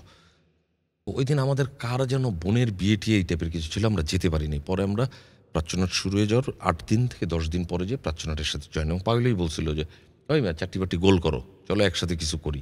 আমি হ্যাঁ হইতে পারে। পরে আমরা ওই যে সে প্রাচ্যনাটের 97-এর মোটামুটি সে শুরু, মানে ফেব্রুয়ারির শেষে জয়েন করলাম, এখনও আছি প্রাচ্যনাটের সাথে, দীর্ঘ 30 বছর তো হয়ে গেল এই প্রাচ্যনাট। আর ওইভাবে থিয়েটার করতে বললে আসলে আমরা করতে করতে করতে করতে শিখেছি, অনেক কিছু বুঝতে পেরেছি। এবং 97 একটা ইয়াং টিম আপনারা প্রাচ্যনাটে যাত্রা শুরু করেছেন, এখন সেটা প্রাজ্ঞ হয়ে উঠেছে। হ্যাঁ, এবং ওই টিমটা আরণ্যকের টিমটা এবং মানে থিয়েটার সেন্টারের এই টিমটা, এবং বাইরে থেকে আরও 2-4 জন ছিল, ওই টিমটা নিয়ে আমরা সার্কাস করি, ব্যান্ড ফর অল সিজনস করি, যে মাইলস্টোন নাটক। এখনও বাংলা আমাদের এই ভূখণ্ডের নাটকগুলোর মধ্যে মাইলস্টোন নাটকের কথা বললে এই দুটো নাটক থাকবে, সার্কাসে man for all seasons, Robert বোল্টের নাটক। তো ওরকম একটা জায়গা থেকে আর কি ফাইট ব্যাক করার ব্যাপার, যে না থিয়েটারটা করতে হবে। 97 যখন থিয়েটার শুরু করলেন, তখনও থিয়েটারের একটা কালচার ছিল, থিয়েটার থেকে মিডিয়াতে গেলে থিয়েটারটা শেষ করে ফেলছে বা শেষ হয়ে যাচ্ছে, এবং সেক্ষেত্রে থিয়েটারের অধিকর্তার কাছে অনুমতি নিয়ে গোপনে গোপনে কাউকে না জানিয়ে টুকটাক করে একটা প্যাকেজ নাটকে অভিনয় করে, এবং সেটা আবার গোপন রাখতে হবে, এরকম ব্যাপার ছিল। কিন্তু আপনি তার আগেই সিদ্ধান্ত নিয়েছেন প্রফেশনালি মিডিয়াতে অভিনয় করব। এটা আপনি কিভাবে ম্যানেজ করলেন? এইটা ম্যানেজ করলাম যে আমাদের দল থেকে কোনো রেস্ট্রিকশন ছিল না, কারণ ওই যে আমাদের একটাই কথা ছিল, ভাই সত্যি কথা বলো। আচ্ছা। মিথ্যা কথা বলে এই জায়গায় ওই জায়গায় যাবার দরকার নেই, সত্যি কথা বলো। অভিনয়ের ব্যাপার আসলে পাইলবের সাথে শেয়ার করতাম, বা আরও বড় যারা আছে ইমন ভাই শেয়ার করতাম যে ইমন ভাই এরকম, পাইল ভাই এরকম একটা কাজ আছে, এটা কী কাজ, এই কাজ। আচ্ছা, তখন তো অনেক ডিরেক্টরকে চিনিও না, উনি ডেকেছেন, নাটকটা কই যাবে, এই টেলিভিশন চ্যানেল যাবে। তখন তো চ্যানেলও এত ছিল না, 2-3টা, বিটিভি, ইটিভি, এটিএন, ইমপ্রেস আর ইটিভি, 21 টেলিভিশন। আর এটা কি করবি, এটাই আচ্ছা, ক্যারেক্টার কি, এই ক্যারেক্টার, আচ্ছা দরকার নেই, করিস না, এটা কর, এটা কর, যেটা ভালো মনে করতো সেটা করতে, ওই সাজেস্ট করতো। এখনও ওরকম হলে পাইল ভাইকে জিজ্ঞেস করেছি, পাইল ভাই এই ডিরেক্টরকে চিনে, কাজ করি নাই। হ্যাঁ, মানে যেটা মনে হয় যে, কারণ এখন তো নিজের ডিসিশন নিজেই নিই। এবং মজার ব্যাপার হলো আমরা কন্যা নাটক করলাম, মুরাদ খান আমাদের দলেরই এক মেম্বারের লেখা কন্যা নাটক করলাম আমরা, সেটা 2001-এ বোধ হয়। 2001-এ এসে পায়েল ভাই কন্যার পরে আমরা একটা ওই যে কী বলে ফিডব্যাক মিটিংয়ের মতো বসলাম, বলে এখন থেকে তোমরা ম্যাচিওর, কাউরে জিজ্ঞেস করার দরকার নেই, যেখানে মনে হবে কাজ করার করো করো। শুধু থিয়েটারকে ক্ষতি না করে। না, থিয়েটার ওইটা তো তো বলাই আছে। হ্যাঁ হ্যাঁ, ওইটার ক্ষতি নাই, এবং এখনো হ্যাঁ করছি তো, কোনো সমস্যা তো হচ্ছে না। দুটোকে ব্যালেন্স করে করছেন। সত্যি সত্যি কথা বললে, কারণ মিডিয়ার লোকজন জানে আমি কি করছি। থিয়েটার করি, হ্যাঁ, এবং থিয়েটারের লোকজন জানে যে আমি অভিনয় ছাড়া কিছু করি না। বাহ। পাশাপাশি সাংগঠনিক কিছু দায়িত্ব পালন করতে হয়, সেগুলো তো আমি ওভার টেলিফোন বা ফিজিক্যালি যে আমি করতেই পারছি। আমার কাছে কিছু ছেলে মেয়ে ওয়ার্কশপ করতে আসে উচ্চারণ বা বাচিক অভিনয় বিষয়ে। এদের মধ্যে একটা ভুল ধারণা মিডিয়া পাড়া থেকে কিছু ডিরেক্টর ঢুকিয়েছে।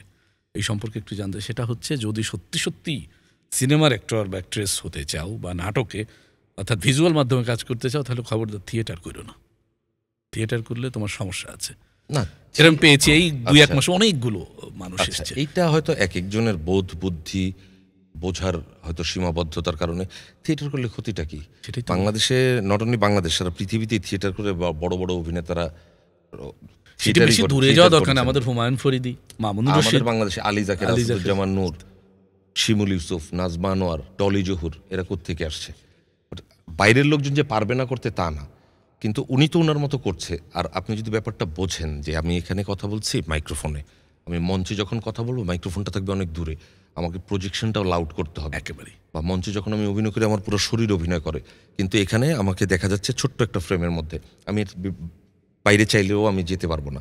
বা এখানে বোঝা যাচ্ছে যে আমি প্যান্ট পরা আছি, কিন্তু আমি হাফ প্যান্ট না ফুল প্যান্ট সেটা বোঝা যাচ্ছে না, কথার কথা বলছি আমি, মানে বিষয়টা হ্যাঁ, আমার ফ্রেমের মধ্যে যা আছে আমি ততটুকু। এই ব্যাপারটা যে আলাদা করতে পারে। আবার সিনেমায় একটু loud in sense larger then life, জীবনের চাইতে বড়। কারণ আপনার একটা বদ্ধ হলে থিয়েটারের সিনেমার মজা আপনার পছন্দ হবে না, আপনি বেরিয়ে যান, সেকেন্ড থট কিন্তু নাই, নাই। পছন্দ নাই যে আমি রিমোট দিয়ে চাপ দিয়ে চেঞ্জ করে ফেললাম, ব্যাপারটা তা না। সিনেমা হলে বসলে আপনার দেখতে হ্যাঁ, হচ্ছে। আপনার দেখতে হবে, ওই অন্ধকার হয়ে যাবে হল, থিয়েটারেও তাই। তাহলে আপনি 3 মাধ্যমে কিন্তু কাজ করে চলেছেন, কোনো সমস্যা হচ্ছে না।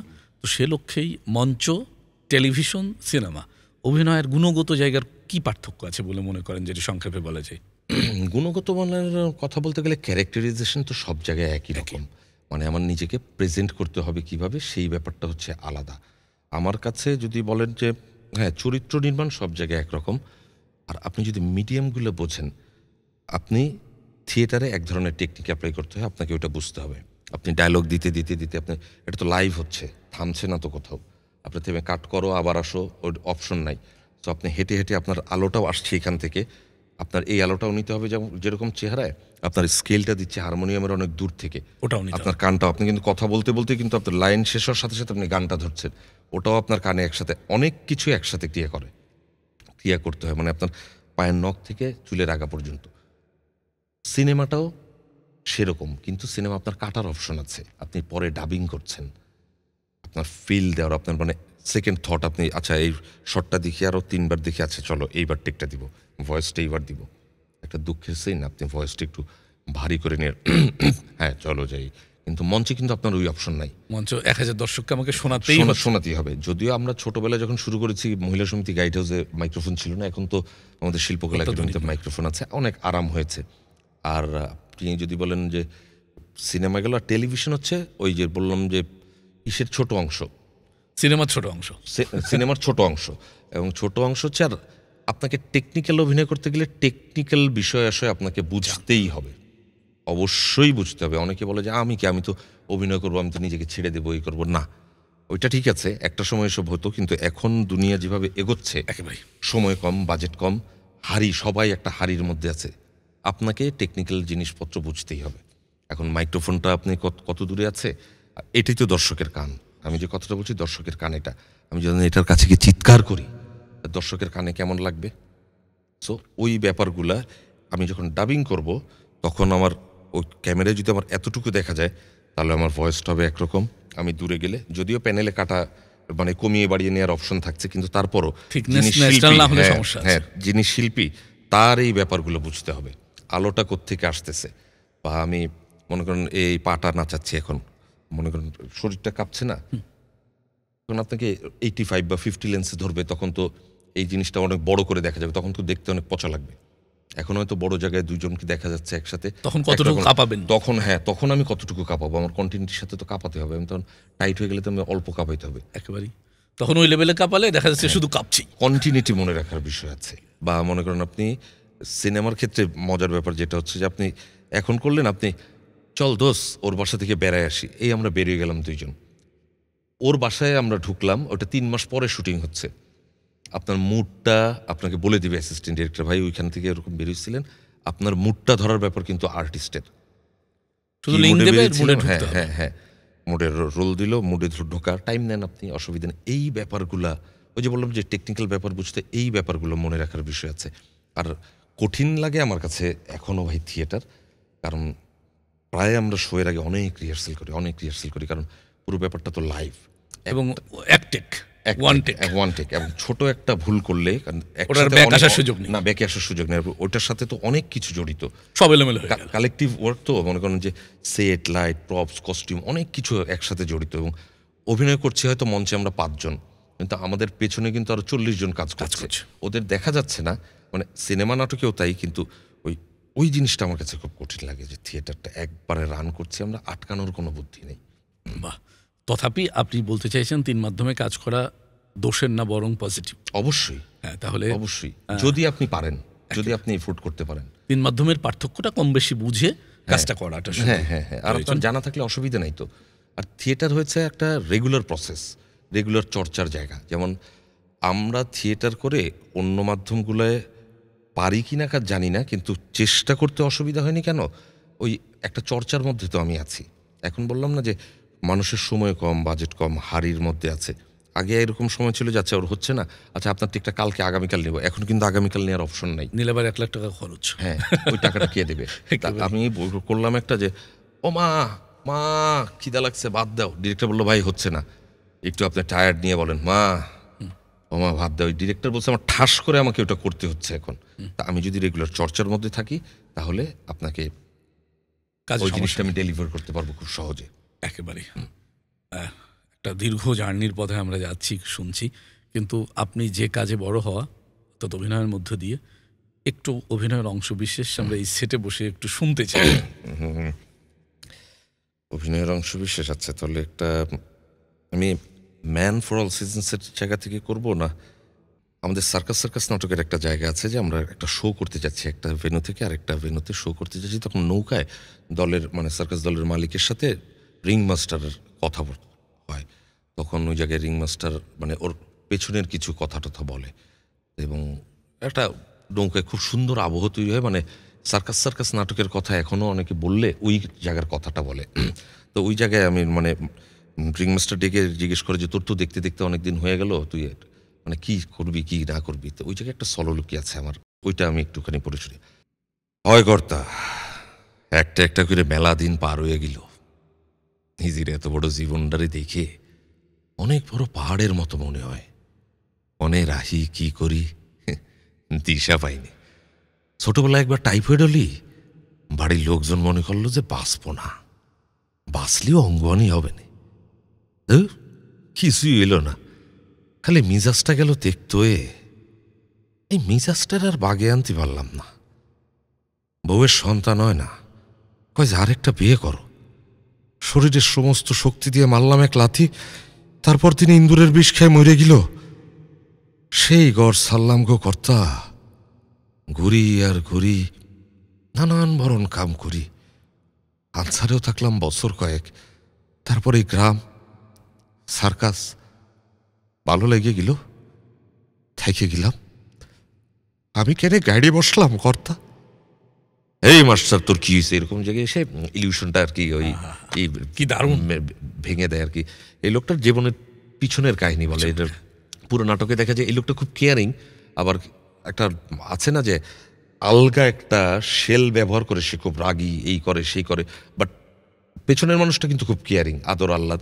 ও ফ্যামিলি ছেড়ে চলে আসছে, ওর বউয়ের বাচ্চা হয় না দেখে ইন্দুরের বিষ খেয়ে মরে গেছে, বউটারে ভালোবাসে, বিয়েও করেনি আর, কিন্তু ওই সব কিছু মিলিয়ে একটা সার্কাস দলে এসে থিত হয়েছে, এবং সার্কাস দলের রিং মাস্টার হয়ে গেছে সে 8-9 বছরে, এবং ভবিষ্যৎটা এখনো জানে না, কিচ্ছু জানে না, আনসার্টেনিটি। এবং নাটকের শেষে দেখা যায় যে সার্কাস দলের কোনো না কোনোভাবে আগুন লেগে গেছে ওই দলটায়, এবং 3 জন লোক মারা যায় একটা শো এর পরে, আগুন লাগার পরে এই লোকটাও মারা যায়, রিং মাস্টার। মানে এরকম একটা ক্যারেক্টার কি খুব খুব চমৎকার। আমরা আপনার ব্যক্তিগত জীবনে কিছু তথ্য ফেলে এসেছি, আপনারা 3 ভাই বোন জেনেছি, একটু আপনার ব্যক্তিগত পরিবার নিয়ে জানতে চাই। আচ্ছা, স্ত্রী, সন্তান।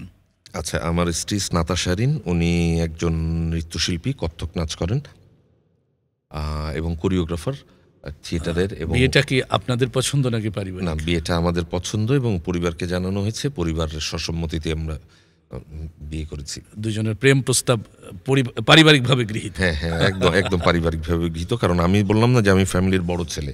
বিয়ের আগে কত বছর প্রেম চলেছে? বিয়ের আগে আমরা 5 বছর প্রেম করেছি। 5 বছর, অলমোস্ট 5 ইয়ার্স। পরিচয় শিল্প মাধ্যমেই?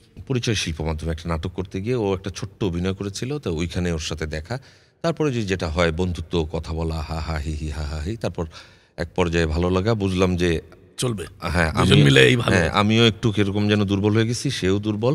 তারপর কথাবার্তা, কিন্তু যেটা হচ্ছে যে আমি বললাম যে আমি ফ্যামিলির বড় ছেলে, আমার অনেক দায়িত্ব আছে। আমি ওকে বলছি যে যাই করি নাই করি, কিন্তু ফ্যামিলি যদি রাজি না হয় করে, কারণ আমার মুরব্বির দোয়া দরকার দিন শেষে। একদম। কারণ মুরব্বির দোয়া, আর ও হচ্ছে ফ্যামিলির ছোট মেয়ে। আমি বললাম তোমার দিক থেকেও তো তাই, তো চলো আমরা জানাই। পরে জানানোর পর একদম খুব সুন্দর মতোই আমাদের হয়েছে। অফিসিয়ালি প্রস্তাব কে আগে দিয়েছে? উনি, নাতা শারিন, বাহ, উনি দিয়েছে। আমরা আছি আলহামদুলিল্লাহ, ভালো আছি। আমাদের একটা ছেলে আছে, ওর বয়স এখন 14.5, ক্লাস 7-এ পড়ে। ওর আবার আপনার একমাত্র স্ত্রী এবং একমাত্র সন্তান? একমাত্র সন্তান, হ্যাঁ, একমাত্র স্ত্রী, একমাত্র সন্তান। ও নাচ করে, কোরিওগ্রাফি করে, বেশ কয়েকটা থিয়েটারের কোরিওগ্রাফিও করেছে। আপনার ছেলেটা? না না, আমার বউ। হ্যাঁ, ও আপনার প্রাচ্যনাটেও? হ্যাঁ, প্রাচ্যনাটের কোরিওগ্রাফি করেছে এবং প্রাচ্যনাটের বাইরেও ঢাকা থিয়েটার, তারপরে থিয়েটার বেইলি রোড, আরও 3-4টা দলের কাজ করেছে। কি উদিচির কাজও করেছে সে, মানে থিয়েটারের আরণ্যক, মানে থিয়েটারের কোরিওগ্রাফি যদি দরকার হয় তাহলে ওকে একেবারে প্রথমে নাম মাথায় আসে। হ্যাঁ, এবং ওর ইভেন্ট বা নাচের মেয়ে, যেহেতু ওদের নাচের ওই কম্পোজিশন ডিরেক্টর হিসেবে কাজ করে। আর আমার ছেলে টুকটাক অভিনয় বলবো না আর কি, যে শখে বা আচ্ছা থাকতে থাকতে হয় না যে ওর ব্লাডের কোথাও তো আছে যে এই অভিনয়ের ডিসিপ্লিন বা ডান্সের ডিসিপ্লিনটা পেয়ে গেছে ওদের। হ্যাঁ, স্কুল থেকে অচলায়তন করা হলো, তো অচলায়তন তো একটু বড়দের নাটক, ছোটরা করেছে, তা সেখানে সে মহাপঞ্চকের অভিনয়টা করেছিল অচলায়তনে। আর ছোট ভার্সন, কিন্তু মহাপঞ্চকের অভিনয় করেছে ওদের স্কুল থেকে। আর প্রাচ্যনাটে একটা অভিনয় করেছে ও, হচ্ছে কি মাদার ইন ম্যানভিল বলে যে গল্পটা আমরা ছোটবেলায় টেক্সটে পড়েছি, ওইটা করেছিল প্রাচ্যনাট ইংরেজিতে। এবং সেখানে সে জেরি, মানে মূল ক্যারেক্টার, দুটো ক্যারেক্টার, একটা ক্যারেক্টার সে করেছিল। 40 মিনিটসের প্লে। আমি দেখলাম যে না, ও খুব সুন্দরভাবে সে আয়ত্ত করতে পেরেছে পুরো ব্যাপারটা, এবং সুন্দর পারফরমেন্স। মানে আমার দিক থেকে তো আমি আপ্লুত, এখন বলা উচিত না আমার নিজের ছেলে বলে, কিন্তু এত অল্প বয়সে ভাবা যায় না। হ্যাঁ, ভাবা যায় না, মানে অনেক সাহসিকতার সাথে মানে ভালোভাবে উতরে গেছে। আর আমার দিক থেকে কোনো প্রেশার নেই, বাবা তোমার অভিনয় করতে, তুমি যেটা ভালো স্বাচ্ছন্দ্য বোধ করো, আরাম বোধ করো। ওর হলো ওই যে কি কোডিং কি কম্পিউটার বিষয়ে আসে খুব তার ন্যাক। হ্যাঁ, আমি হ্যাঁ, তুমি যেটা আনন্দ পাবা, করে আরাম হবে, সেটাই করো বাবা, জোর জবরদস্তি নেই। বেশ, এই মাধ্যমে কাজ করে পেট চালানো, সংসার চালানো, জীবন চালানো, এই ঝুঁকিটা আপনি যতটা নিতে পেরেছেন, এই প্রজন্মের ছেলে মেয়েদের এই সিদ্ধান্ত নেওয়া উচিত কি না, কি মনে করেন? যে আমি চাকরি না করে সিদ্ধান্ত নিলাম অভিনয় করেই খাবো। ফ্যামিলির যদি ভালো ব্যাকআপ থাকে তাহলে এই রিস্ক নেওয়া যেতে পারে, নচেত না। কারণ এত আনসার্টেন ইন এ সেন্স যে দেখেন, আমরা দেশটা এখন একটা আনরেস্ট অবস্থায় আছি, বা এর আগের যে সময়টা ছিলাম তখনও কিছু আনরেস্ট অবস্থা ছিল বা থাকছে। হলে কি যে আমি তো ভাই এই জায়গাটা আমি তো ওন করি, এটা তো আমার দেশ, আমার জায়গা, আমি তো এখানে থাকবো। এই আনরেস্ট অবস্থায় দেখেন যে কাউকে এমনভাবে আমরা দোষারোপ করছি বা তার কাজের জায়গাগুলো বন্ধ করে দিচ্ছি, তার সার্ভাইভাল ডিফিকাল্টিজের মধ্যে পড়ে গেছে। আমাদের এফডিসিটার একদম মনে করেন যে ভঙ্গুর দশা, কাজই নেই ওখানে, কিন্তু শত শত পরিবার বা মানুষ ওইখানে কিন্তু এফডিসি থেকেই তাদের পেট চলতো। তাদের ব্যাপারে কি আমরা কেউ চিন্তা করছি? আমরা কিন্তু কেউ চিন্তা করছি না, কিন্তু জীবনটা এখানে দিয়ে দিয়েছে। হ্যাঁ, তারা সারাটা জীবন এই জায়গায় দিয়ে দিয়েছে। তেমনি টেলিভিশন মিডিয়াতেও অনেক লোক আছে যে এই কাজটাই করতো।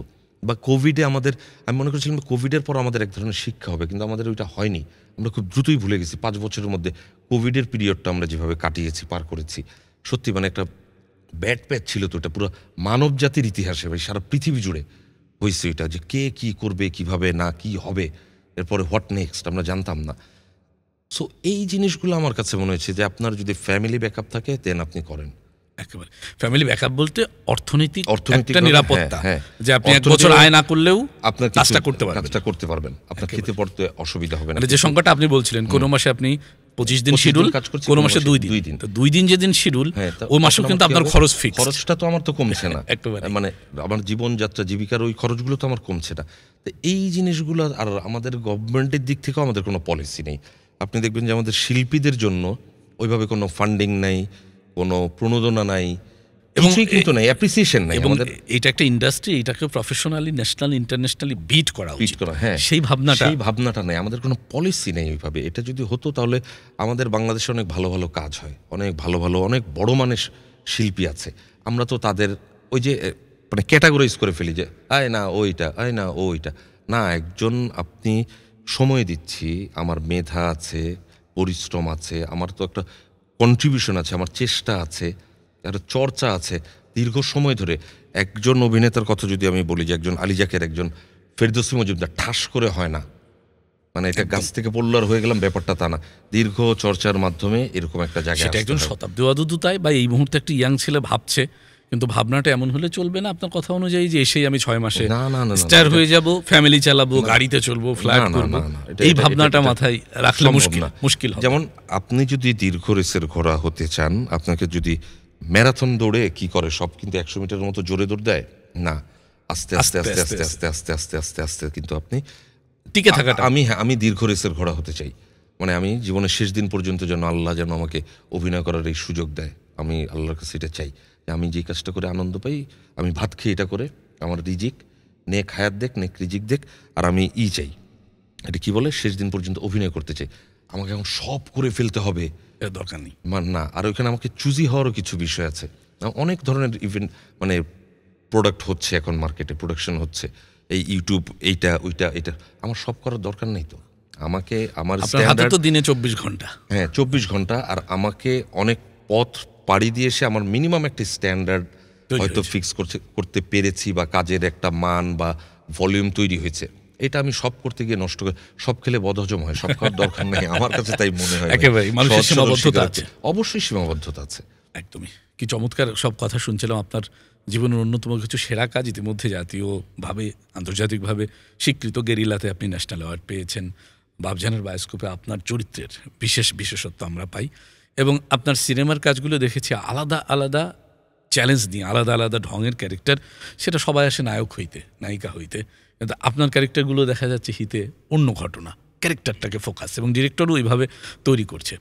এই ভাবনাগুলো কোথা থেকে আসলো? আপনি নায়ক হতে চাননি নাকি না, তারা আমি করেনি? আমি না না আমার চেহারা তো নায়কের মতো না, আমি কখনোই নায়ক হতে চাইনি। মানে আমরা মোটা দাগে বললে এখন হয়তো নায়কের চেহারার ডেফিনিশন চেঞ্জ হয়েছে লাস্ট 5 to 10 years। আগে তো আপনাকে সুশ্রী হতে হবে, নাচ পারতে হবে, মানে ফাইট জানতে হবে, Body builder হতে হ্যাঁ হবে। বডি বিল্ডার হতে হবে, এই ব্যাপারগুলো ছিল। কিন্তু আমি যেহেতু থিয়েটার থেকে আমি এসছি, আমার কাছে অভিনয়টাই অনেক বেশি প্রায়োরিটি পেয়েছে।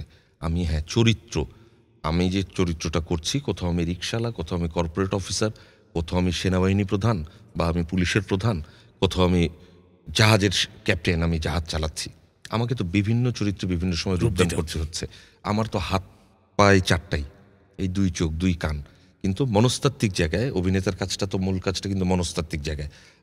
আমার জার্নি, ক্যারেক্টারের জার্নি বললাম, ক্যারেক্টারাইজেশন, কথা তো বলছি আমি এক জীবতি, একেবারে মানে ওই জিনিসগুলা নিজের মধ্যে কীভাবে অ্যাডাপ্ট করে আমি প্রেজেন্ট করব নিজেকে, ওটাই অভিনেতার কাজ। আমি অভিনেতা হতে চেয়েছি, এবং সিনেমায় আমি শুকর আলহামদুলিল্লাহ যে আমি হ্যাঁ চরিত্র পেয়েছি। এবং আপনি যেটা অ্যাওয়ার্ড পেয়েছেন সেটা হচ্ছে খলনায়ক। হ্যাঁ খলনায়ক খলনায়ক চরিত্র। আমি করতে পেরেছি কিনা আমি জানি না, কিন্তু আমার চরিত্র আমি পেয়েছি, আমার ডিরেক্টর আমাকে চরিত্র দিয়েছেন। হয়তো আমি সাকসেসফুল করতে পারিনি, তাদের মনের আশা মেটাতে পারিনি, কিন্তু আমার দিক থেকে আমি হ্যাঁ একটা লেভেল পর্যন্ত আমি তো চেষ্টা করেছি। যে আপনি যেটা বললেন যে বাবজানের বায়োস্কোপ বলেন, গেরিলা বলেন, জীবনঢুলি বলেন, বা একদম ফর্মুলা সিনেমাও আমি করেছি। ওই সিনেমাগুলো ওইভাবে হয়তো আলোচনায় আসেনি, বা আপনি লাস্ট মিশন এক্সট্রিম বলেন, যেটি বলেন, ঢাকা অ্যাটাক বলেন, অনেক তো করেছি, নোনা জলের কাব্য, এই ছবিগুলো সিনেমার এক ধরনের মধ্যে আপনার সেরা আলোচনায়। কাজ কোনটি?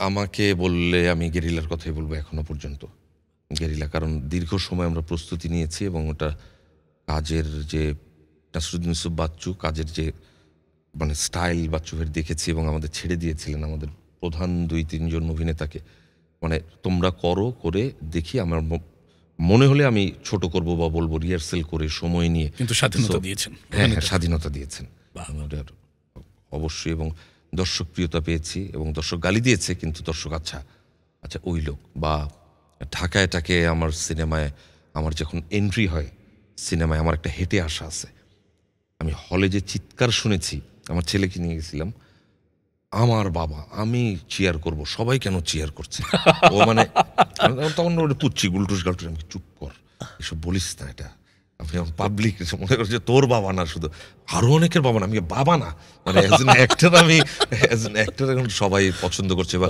সিনেমার এমন একটা মুহূর্তে আমার এন্ট্রি যে দর্শক তখন চিৎকার করে ওঠে হলে, তা ওইগুলো না মানে অভিনেতা হিসেবে অনেক ইন্সপিরেশন পেয়েছি আমি আর কি। দারুণ। অনেক ডিরেক্টরের সাথে আপনি কাজ করেছেন সিনেমাতে, ডিরেক্টর হিসেবে যাদের সাথে কাজ করেছেন, বন্ধুত্বের জায়গা থেকে, কাজের জায়গা থেকে কাকে সবচেয়ে আপন মনে করেন? কাউকে না, কেন? কাউকে না, বন্ধুত্বের জায়গা থেকে অনেক, আচ্ছা। কিন্তু ডাইরেক্টরিয়াল জায়গা থেকে কাউকে আপন মনে করি না। কারণ কারণটা কি? যখনই ডিরেক্টরকে আমি আপন মনে করব, তখন আমি ফাঁকিবাজির একটা সুযোগ নেব, আচ্ছা, উনিও হয়তো এক ধরনের অ্যাডভান্টেজ থাক, নেবে, ওকে ছেড়ে দিই। অ্যাডভান্টেজ, হ্যাঁ ওকে ছেড়ে দিই, তখন যেটা হয় যে আমার কাজে আমার ক্ষতি হবে। কিন্তু বন্ধুত্বের জায়গা থেকে হ্যাঁ অনেকেই আছেন, বন্ধুত্বের জায়গা থেকে অনেকেই আছেন, দীপঙ্কর দীপন, গোলাম সোহরাব দোদুল, অনেক তানিম তারকা- আহমেদ, অংশু। আচ্ছা, অনেক তারকা স্পষ্ট ভাষায় বলে গেছে মিডিয়াতে কোনো বন্ধু হয় না, কথাটা কি সঠিক? আমার ক্ষেত্রে তো হয়েছে, বন্ধু হয় না, সেটা হয়তো তারা যে সময়টা রিপ্রেজেন্ট করেছে, ওই সময়ের মানে ব্যাপারটা ছিল হয়তো ওরকম। আমার ক্ষেত্রে তো হয়েছে বন্ধু, আমার ম্যাক্সিমামই অভিনেতা বন্ধু এবং ডিরেক্টর বন্ধু আছে। এবং আমার কথা কি যে আমি যখন একটা কাজে, এই যে আমি এখন এখানে আছি, আমি তো এইখানেই ইনভলভ থাকবো, আমার মাথা হ্যাঁ, মানসিক, শারীরিক। হ্যাঁ সব, আমার তো এখানে ইনভলভ থাকতে হবে। ওই বন্ধু হয় না ক্ষেত্রে ব্যাপারটা হচ্ছে যিনি বা যারা বলেছেন, তারা যে সময়টাকে রিপ্রেজেন্ট করেছেন, মানে সিনিয়র কারো কথাই আপনি হয়তো বলেছেন, মানে তখন হয়তো ব্যাপারটা এরকম ছিল, কিন্তু এখন ব্যাপারটা কিন্তু বদলেছে, হ্যাঁ বদলেছে, ব্যাপারটার সময়টা চেঞ্জ কারণ হয়ে টিম গেছে। ওয়ার্কে বন্ধুত্ব না হলে কাজটা না, উঠানো না, কষ্ট। না, হ্যাঁ, যেমন আমি কাজ করতে যে শাউকি বা তানিম নূর, এদের সাথে কাজ করতে গিয়ে আমার এক ধরনের বন্ধুত্ব হয়েছে, যদিও আমি এদের চেয়ে বয়সে বড়, কিন্তু এদের কাজ দেখে আমি মুগ্ধ, যে আমি শিখেছি যে ওয়াও, এভাবেও কাজ করা যায়। আর্টিস্টের সাথে হ্যাঁ ইন্টারেক্ট করা যায়, এত সহজভাবে কথা বলে, যেন কোনো ব্যাপারই না, খুব কঠিন একটা কথা বলে ফেললো, বুঝলেন দাদা এটা না এরকম করবেন আপনি, যান যে তাকান, তাকায় দেখেন, মানে এত ক্যাজুয়ালি। এটা হয়তো আবার একটু সিনিয়র, আমি কাউকে ছোট করছি না, মুরব্বীরা কেউ বললে বুঝলে এটা কিন্তু জটিল সিন, এই সিনটা কিন্তু একদম তোমার ক্যারেক্টারের টার্নিং পয়েন্ট, ফাটায় দিতে হবে, এই হবে সেই হবে, মানে এক একজনের হ্যান্ডেলিং এর অ্যাপ্রোচটা ওইটা খুব মানে তো কাজ তোলার ক্ষেত্রে সে তার মতো করে হ্যাঁ, ভাববে, তার মতো, ডিরেক্টরিয়াল হ্যাঁ হ্যাঁ, চিন্তায় ওই জায়গা। জন্যই আমি বললাম যে ডিরেক্টর বন্ধ হইলে বিপদ আছে, মানে আমার হ্যাঁ মানে আচ্ছা, আপনার অভিনয়ের হাতে খড়ি আপনার আপন চাচা, জি, যদি ভুল না বলে থাকি, শহীদুল আলম শহীদুল আলম সাচ্চু সাহেব, এবং উনি বলছেন যে প্রথম ওস্তাদ। আপনার কোন কাজটা দেখে উনি বলছে বাহ? উনি অনেকগুলো কাজে দেখি বলছে গুড।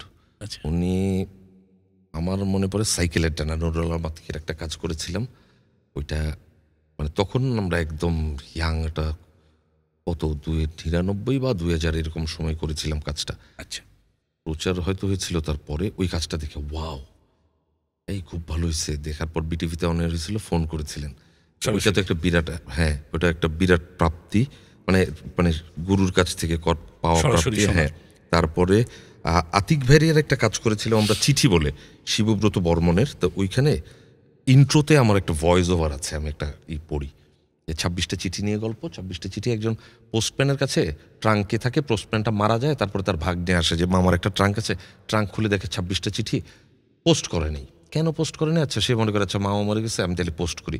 এই চিঠিগুলো যখন ডেস্টিনেশনে যায় বিভিন্ন ধরনের ঘটনা হয়, এরকম একটা কাহিনী নিয়ে, তো ওইটার একটা ইন্ট্রো আমি পড়েছিলাম একদম শুরুতে, নাটকের শুরুতে, চিঠি এই লাভ লাভ লাভ লাভ কী কী, এটা শুনে উনি খুব আপনার তো হয়ে ফোন করেছে। হ্যাঁ হ্যাঁ। তারপরে তার দল ছেড়ে আসার পর মজার ব্যাপার হচ্ছে, আমাদের যাদের সাসপেন্ড করেছিল এই সময় 5 জন 6 জন, এর মধ্যে 2 জন বন্ধু আমরা হারিয়েছি, তারা নাই, মারা গেছেন, বাদ বাকি 4 জন আমরা কিন্তু আছি, থিয়েটার করছি আমরা একসাথে, এখনো হ্যাঁ, পেশাদারিত্বের সাথে করে যাচ্ছে। হ্যাঁ হ্যাঁ, আমরা করে যাচ্ছি, এইটা নিয়ে তার এক ধরনের আনন্দ আছে যে যে তার আমার দল, আমার হ্যাঁ, ছেলেমেয়েরা কাজ করছে, হ্যাঁ, টিকে এবং- আছে, লড়াই করছে। হ্যাঁ, তার দলটা নাই এখন, উনি দলটার কন্টিনিউ করতে পারেনি, কিন্তু উনার ওই আনন্দটা আছে আর কি, যে ওয়াও।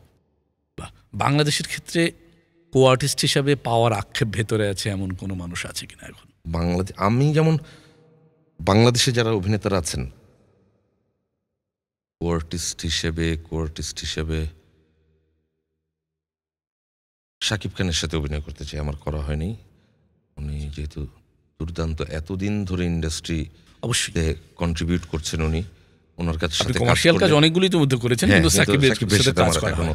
হয়নি। হয়তো আল্লাহ যদি চায় তার সামনে হবে। ওনার সাথে এতদিন ধরে কন্ট্রিবিউট করছেন, মানে ওনার কাছ থেকে আমি কিছু নিতে পারবো আমার। শিখতে পারবো। তারপরে সিনেমায় আমি রাইসুল ইসলাম আসাদের সাথে কাজ করিনি, ওইটা একটা আক্ষেপ। আক্ষেপ। হ্যাঁ, তো মানে উনি এখন হয়ে কাজ ওঠেনি। কম করছেন এবং বিদেশে থাকেন। হ্যাঁ, বিদেশে থাকার কারণে, পারিবারিক কারণেই হচ্ছে না। আসলে হয়তো ওই যে মিলে- উপরওয়ালা যদি চায় তাহলে হবে। আর কিছু আফসোস রয়ে গেছে, যেমন আমার খুব ইচ্ছা ছিল যে উৎপল দত্তের সাথে যদি কখনো অভিনয় করতে পারতাম। ছোট, আমার one of the favourite actor. বাহ! আমি কিন্তু কিন্তু সেটি ওটা আর সম্ভব না। আর হবে না। তারপরে রবি ঘোষ আমার, ওটা তো আর কখনো সম্ভব না। মানে এরকম কিছু ব্যাপার আছে। যেমন মোস্তফা সাহেবের সাথে করেছি, নাটক করেছি 2-3টা। গোলাম মোস্তফা। হ্যাঁ, গোলাম মোস্তফার সাথে। তো ওনার লেজেন্ডারি অ্যাক্টর, অন্যরকম। প্রদীপের সাথে কাজ করা হয়েছে। আর এছাড়া মোটামুটি কম বেশি সব অভিনেতার সাথেই তো অভিনয় করা হয়েছে। অভিনয় করতে গিয়ে নানান চরিত্রের মধ্যে আপনার গানও করা লাগছে, আবৃত্তিও করতে হচ্ছে, নাচও করতে হচ্ছে, কোরিওগ্রাফিও করতে হচ্ছে। মঞ্চে তো করতেই হয়, উপায় নাই। খালি গলায় 2 লাইন গান শুনতে চাই। খালি গলায় 2 লাইন গান। ঘুম ঘুম ঘুম ঘুম চোখে নাই ঘুম, হাঁটি হাঁটি পা ফেলে যাই চলে দূর দূর দূর দূরে, খচ্চরগুলোকে তাড়িয়ে পিটিয়ে নিয়ে যাব অনেক দূর দূর দূর দূরে। তোরা দুর্বল পথে পড়ে মর, তোরা দুর্বল পথে পড়ে মর, আমি যে সবল আমারই তো জয়, আমারই তো জয়, আমারই তো জয়, আমারই তো জয়। এটা আমাদের এই ব্যতিক্রম নিয়ম নামে একটা নাটক, নতুন আমরা এবছরই এনসি মঞ্চে, ওইখানে আমাকে গেতে হয় আর কি মঞ্চে। আমার তো মনে করেন এই গানের কিউটা যখন আসে তখন মোটামুটি হাঁটু টাটু কাঁপি। কারণ আমি যেহেতু আমার সুর নাই আমার গলায়, খুব বাজে অবস্থা আর কি, আমি না, খুব বেশ টেনশনে থাকি। প্রাণবন্ত পারফরমেন্স। এবং থিয়েটারের গানের ক্ষেত্রে থিয়েটার ডিরেক্টররা কণ্ঠশিল্পীর গানটা চান না, না, থিয়েটারের theatrical গানটা চান। theatrical, তো যেমন- সেটা আমরা শতভাগ পাচ্ছি, কারণ ওটা প্রাণ দিয়ে আপনি গাইছেন, ওই জিনিসটাই তো চাওয়ার। কাজটা আলাদা একেবারেই। অতএব সে জায়গায় আপনি সফল, আমি নিঃসন্দেহে বলতে চাই। একটা দীর্ঘ সময় আমরা আড্ডা দিলাম, শেষবেলায় এসে জানতে চাই একটু নতুন প্রজন্মের জন্য আপনার কোনো পরামর্শ আছে কিনা, যারা অভিনয়ে, থিয়েটার এবং মিডিয়া মিলে কাজ করতে চায় আপনার মতো ব্যালেন্স, এবং আপনাকে অনুসরণ করে অর্থনৈতিক জীবনটাও সমৃদ্ধ করতে চাই, থিয়েটারটাও করতে চাই, তাদের উদ্দেশ্যে আপনার কিছু বলার আছে কিনা? তাদের উদ্দেশ্যে যদি বলতে হয় তাহলে বলবো যে এখান থেকে পাওয়ার অনেক কিছু আছে, কিন্তু আপনাকে প্রস্তুত হয়ে আসতে হবে। ব্যাপারটা এরকম না যে আমি আসলাম। আপনি যদি গান গাইতে চান, প্রফেশনালি গান গাইতে চান, আপনাকে গান শিখতে হবে। আপনি প্লেন ওড়াতে চান, আপনাকে প্লেন চালাতে হবে। আপনি ডাক্তারি করতে চান, ইঞ্জিনিয়ার, আপনাকে শিখে আসতে হবে। তো তাই এখন মিনিমাম কিছু জিনিস আপনি না জানলে তখন আপনি পারবেন না। তো আপনাকে মিনিমাম কিছু প্রস্তুতি নিয়ে আসতে হবে এবং আপনাকে সময় নিয়ে আসতে হবে। যে চাইলে আমার আলাদিনের চেরাগের মতো হয়ে গেল, ব্যাপারটা তা না। আপনি এখন, হ্যাঁ হতে পারে যে আপনি ভাইরাল হলেন, কিন্তু সেটা কয়দিন? 7 দিন। প্রতিদিন কেউ না কেউ ভাইরাল হচ্ছি আমরা, কিন্তু টিকে কিন্তু থাকছি না। তো আপনাকে যদি টিকে থাকতে হয়, আপনি প্রফেশনালি এই কাজটা করতে চান, আপনার নিজের সদিচ্ছা থাকতে হবে, একদম। আপনার চর্চা করতে হবে, আপনার নিজেকে পরিবর্তন করতে হবে, আপনাকে ডিসিপ্লিন হতে হবে। মানে কিছু চর্চা আছে, অনেকেরই আমাদের উচ্চারণ ভালো, কিন্তু ভাই আমার কণ্ঠ তো ভালো, কিন্তু আবার বাকিটা নেই হয়তো। হ্যাঁ না, কণ্ঠটা ভালো কিন্তু আমার উচ্চারণে ঝামেলা। তা ওখানকে কণ্ঠ ভালো, উচ্চারণ স্বর ভালো, কিন্তু উচ্চারণটা তো তাহলে ঠিক করতে হবে, ওটা নিজের চর্চা করতে হবে। মানে অনেক স্কুল আছে এখন, যেমন আগে তো আমাদের এরকম ছিল না, ইউনিভার্সিটিগুলো অভিনয় শেখায়, বা প্রাইভেট ইউনিভার্সিটিগুলো এখন একটা সাবজেক্টই আছে, বা থিয়েটার স্কুল আছে এখন বেশ কয়েকটা। সেখানে আসলে তো আপনাকে গুলিয়ে খাইয়ে দেওয়া সম্ভব না। আপনাকে কিছু উইংস দেখিয়ে দিবে যে এইভাবে হাঁটতে পারো, এই পথে হাঁটতে পারো, এই পথে হাঁটতে পারো। এখন তোমার লিমিট, প্রতিটা মানুষের লিমিটেশনস আছে। ওই জিনিসগুলো নিজের ঠিক করে নিয়ে তারপর এগোতে হবে। আর যদি করতে চায় ওয়েলকাম, আমরা তো আছি সব রকম সাহায্যই, বা কোয়ার্টিস্ট আমরা বললাম না, বাংলাদেশে অনেক ভালো ভালো অভিনেতা আছে, কিন্তু অনেকের হয়ে ওঠে না বা ওই যে টেকনিক্যাল বিষয়গুলো বোঝে না।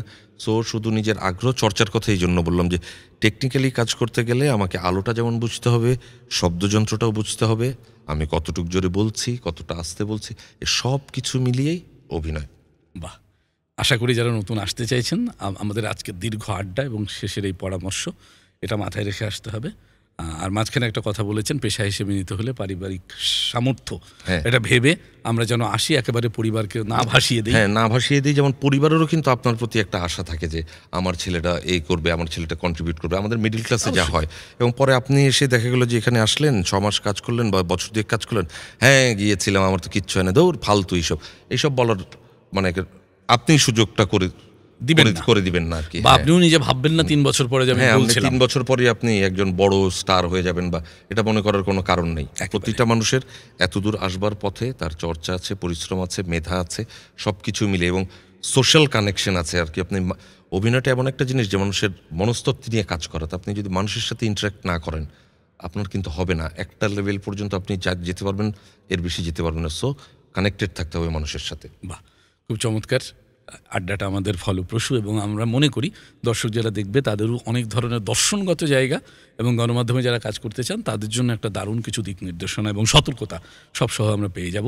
আমরা একটা চটজলদি পর্বের মুখোমুখি হতে চাই। আমি একটা শব্দ বা বাক্য বললে তার বিপরীতে আপনার যেটা মাথায় আসে। বাংলাদেশের প্রকৃতি সুন্দর, জীবন কঠিন, মৃত্যু অনিবার্য, স্ত্রী। আচ্ছা, এটা পরে বলি, ভেবে বলতে হবে বাবা, কারণ বাসায় ফিরতে হবে, বাসায় তো ফিরতে হবে আমাকে। বেশ, বাংলাদেশে যদি হঠাৎ করে একদিনের জন্য আপনি প্রধানমন্ত্রী অথবা প্রধান উপদেষ্টা হয়ে যান, একটা বিষয় বদলানোর সুযোগ পান, কোনটি বদলাবেন? এই রে, একটা বিষয় সুযোগ পেলে আমি গাড়ির হর্ন বন্ধ করব প্রথমে। বাহ, রাস্তায়, সমস্ত রাস্তায় গাড়ির হর্ন বন্ধ।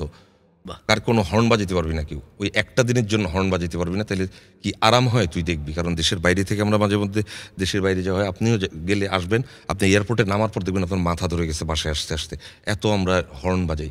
হর্নটা বন্ধ করি। হ্যাঁ, অকারণে, খামাখাই। প্রয়োজনে বাজালেও আপত্তি নেই, কিন্তু অকারণে কেন বাজাবো আমি হর্ন? হর্ন বন্ধ করতে চাই। বাহ, দারুণ একটা বিষয়।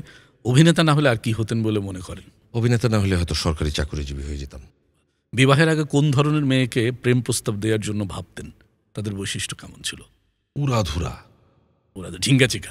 হ্যাঁ, ডিঙ্কা চিকা টাইপের আর কি, উড়াধুরা যায় এই সে। কিন্তু পরে দেখলাম যে না, বিয়ের জন্য মানে আমি তো উড়াধুরা না, মানে আমার ভালো লাগে উড়াধুরা দেখতে। সিনেমা নাটকের ওই পর্যন্ত ঠিক আছে, কিন্তু ব্যক্তিগত জীবনে হ্যাঁ, না, ব্যাপারটা ওরকম না। বেশ, হঠাৎ করে যদি দেখেন যে কালকে থেকে শতাব্দী অদূতকে অভিনয় করা হচ্ছে না, তাহলে এই মুহূর্তে কি করবেন? ওইটা বলতে পারি না, আল্লাহ যেন এরকম না করে। এটা ভাবেনও না, না, শুধু অভিনয়। আল্লাহ যেন, হ্যাঁ, আল্লাহ যেন এরকম না করে। প্রচুর অভিনেতারা প্রতিষ্ঠিত হবার পরেই বিদেশ চলে যাচ্ছে, উন্নত বিশ্বে, ইউরোপ, আমেরিকায়। আপনি এরকম কিছু ভাবেন কিনা?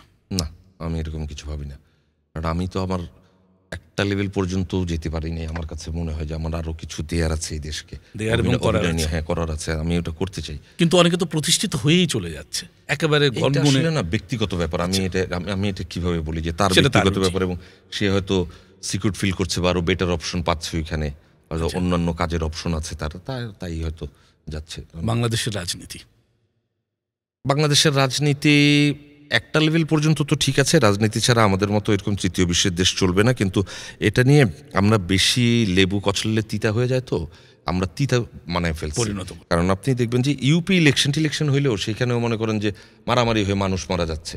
আমরা এতটা রাজনীতি আমরা বুঝি না যে মারাটা যাচ্ছে, মানুষ মরতে হবে কেন, এবং লক্ষ লক্ষ টাকা ছিটতেছে কেন, মানে আপনি কোত্থেকে পাচ্ছেন টাকা? এবং বলা থাকে যে পোস্টার, এর বেশি পোস্টার ছড়াতে পারবেন না, কিন্তু আপনার দেয়ালে 2 কোটি পোস্টার। হ্যাঁ, নির্বাচন কমিশনও বলে দিচ্ছে আপনি 50,000-এর বেশি পোস্টার ছাপাতে 2 কোটি পোস্টার, টাকা কোত্থেকে আসতেছে? আপনি তো প্রথমেই 2 নম্বরই করতেছেন। এই সততার সাথে রাজনীতি করলে কোনো সমস্যা নেই, কিন্তু আমরা একটা লেভেলের পর্যায়ে গিয়ে কোথায় গিয়ে যেন আমরা 2 নম্বরই, মানে অনেক চাই, এই জিনিসটা না করলেই বোধহয় হয়। আর কেন বলতেছি লেবু কচলাতে তিতা, দেখবেন যে পরবর্তী জেনারেশনগুলো রাজনীতি করতে চায় না। রাজনীতিবিদদের এক ধরনের ঘৃণা করে কি, অপছন্দ করে কি, ইন্টারেস্টেড না। এইটা তো হওয়া উচিত না। যেমন একজন ক্রিকেটারকে দেখে ক্রিকেটার হতে চাইতেই পারে, একজন অভিনেতাকে দেখে অভিনয় হতে, কেন না একজন রাজনীতিবিদকে দেখে আমাদের কাছে আইডল হিসেবে আমরা ভাববো না কেন? আমরা ভাববো না কেন? আমি ওই জায়গা থেকে বলছি, কারণ ওটাও একটা সেবার কাজ, ডেফিনেটলি সমাজ সংস্কার এবং গঠনের কাজ। হ্যাঁ, এবং আপনাকে ইতিহাস, রাষ্ট্র গঠন সবকিছু জেনে এসে আপনাকে করতে হবে। আপনার ইচ্ছা হলো আর আমি আচ্ছা কি করে না আমি পলিটিক্স করি, ব্যাপারটা রাজনীতি, রাজনীতি কিন্তু কঠিন আছে ব্যাপারটা, আপনার প্রস্তুতি নিয়ে, ওইটাও প্রস্তুতি নিয়ে আসার দরকার আছে। মঞ্চ, টেলিভিশন, সিনেমা, 3 মাধ্যমের কোনটা আপনার বেশি প্রিয়? সিনেমা। সিনেমা বেশি প্রিয়, কারণ কঠিন লাগে মঞ্চে কাজ করতে, কিন্তু সিনেমা বেশি প্রিয় কারণ সিনেমা দেখা হয় বেশি। সিনেমা দেখা হয় বেশি, মানে এখন তো ওয়েব টুয়েব ইউটিউব সব কিছু মিলিয়ে বা সার্ভারে অনেক মুভি পাওয়া যায়, যে মুভিগুলো আমরা হলে যেয়ে দেখতে পারি না, সেটা হয়তো বাসায় বসে, যদিও সিনেমার ওই আমেজটা পাওয়া যায় না, কিন্তু কি করব ভাই, সিনেমা তো সিনেমা। হ্যাঁ, গরিবের জন্য তো ওইটাই আনন্দ। স্ত্রী নাকি প্রেমিকা? স্ত্রী। কারণটা কি? কারণটা আমি একদম চোখ বন্ধ করে নির্ভর করতে পারি, তাই। ঝামেলার মধ্যে যেতে রাজি না? না, আমি ঝামেলার মধ্যে যেতে পারি রাজি না। একেবারেই। অনেক ধন্যবাদ, দুর্দান্ত একটি সময় আমরা কাটালাম। আপনার প্রতি কৃতজ্ঞতা বৈঠকের পক্ষ থেকে, আমাদের এই পডকাস্টে সময় দেওয়ার জন্য। আপনার অনেক ব্যস্ত সময়, এবং আজকেও একটি দুর্ঘটনা অর্থাৎ একটি মৃত্যু সংবাদ আপনি মাথায় রেখে আমার শোতে বসে এভাবে হাস্যোজ্জ্বল, প্রাণবন্ত, প্রাণ খুলে কথা বলছেন। এটি নিঃসন্দেহে পেশাদারিত্বের উজ্জ্বল স্বাক্ষর। আমি বলবো যে খুব একজন কাছের কেউ মারা গেছে, কিন্তু আমি আমার কাজটি করে যাচ্ছি, কারণ এখানে আমি শিডিউল দিয়েছি, সময় দিয়েছি, খুব কঠিন। আমাদের এটা করতে হয়, এটার পার্ট অফ জব। আর যেটা বলছেন যে আমি তো এখানে আপনাকে সময়টা দেয়া, আমি এখান থেকে যাব, এটাই আসলে মানুষের রিয়েলিটি। দেখেন না, আমরা খুব আপনজন মারা গেছে, আমরা কিন্তু 1 দিন 2 দিন খুব কষ্ট করলাম, 3rd ডেতে কিন্তু আমি ভাতটা খাই, বাস্তব আমাকে বাঁচতে হবে। সো ওই জিনিসটা নিয়েই আর কি। আর আপনাকেও ধন্যবাদ আমাকে ডাকার জন্য। কি কি বললাম না বললাম, দর্শক উল্টাপাল্টা কিছু বলে থাকলে মার্জনার দৃষ্টিতে দেখবেন, কিন্তু কথা বলে খুব আরাম পেয়েছি আপনার সাথে। বেশ, অনেক কৃতজ্ঞতা, কিন্তু শেষ করলেও শেষ করছি না, একটা আবৃত্তি শুনতে শুনতে আমরা বিদায় নিতে চাই। আর আপনার প্রতি কৃতজ্ঞতা, আমি আমার দর্শকের কাছ থেকে বিদায় নিতে চাই। এমনি করে আগামী পর্বে আরও একজন নন্দিত মানুষ আমাদের এই শো আলোকিত করবেন, এবং তার জীবনের গল্প এবং সামনে এগোনের গল্প, সামনে এগোতে কী কী সংগ্রাম এবং কী কী বাধা পেরোতে হয়, সেসব নিয়ে আবার আলোচনা করব। সকলে ভালো থাকবেন, নিরাপদে থাকবেন। আপনাদের সকলের প্রতি আমাদের এই অনুষ্ঠানের পক্ষ থেকে কৃতজ্ঞতা। একটি কবিতা আমরা অভিনয় দেখি শতাব্দী ওয়াদুদের কাছ থেকে, কিন্তু আজকে তার কণ্ঠে আবৃত্তি শুনতে শুনতে আজকের এই অনুষ্ঠানের রীতি টানবো। আমি খুবই পচা আবৃত্তির ব্যাপারে, মানে আমার ওইভাবে চর্চা করা হয় না, কিন্তু তারপর আমি একটা এলআরবির একটা গান থেকে কয়েকটা লাইন বলছি। তুমি প্রিয় কবিতার ছোট্ট উপমা, তুমি ছন্দের অন্তমিল, তুমি বর্ষার প্রথম বৃষ্টি, তুমি পদ্ম ফোঁটা ঝিল, তুমি প্রিয়তমার স্নিগ্ধ হাতে বন্ধনের রাখি, তুমি কষ্টে নিভৃতে কান্নায় ভরা যন্ত্রণার সবই, তুমি ভোররাত্রির প্রার্থনা, তুমি চেনা নদীর ঢেউ, তুমি সুখের সেই দিনগুলো শেষে হারিয়ে যাওয়া কেউ।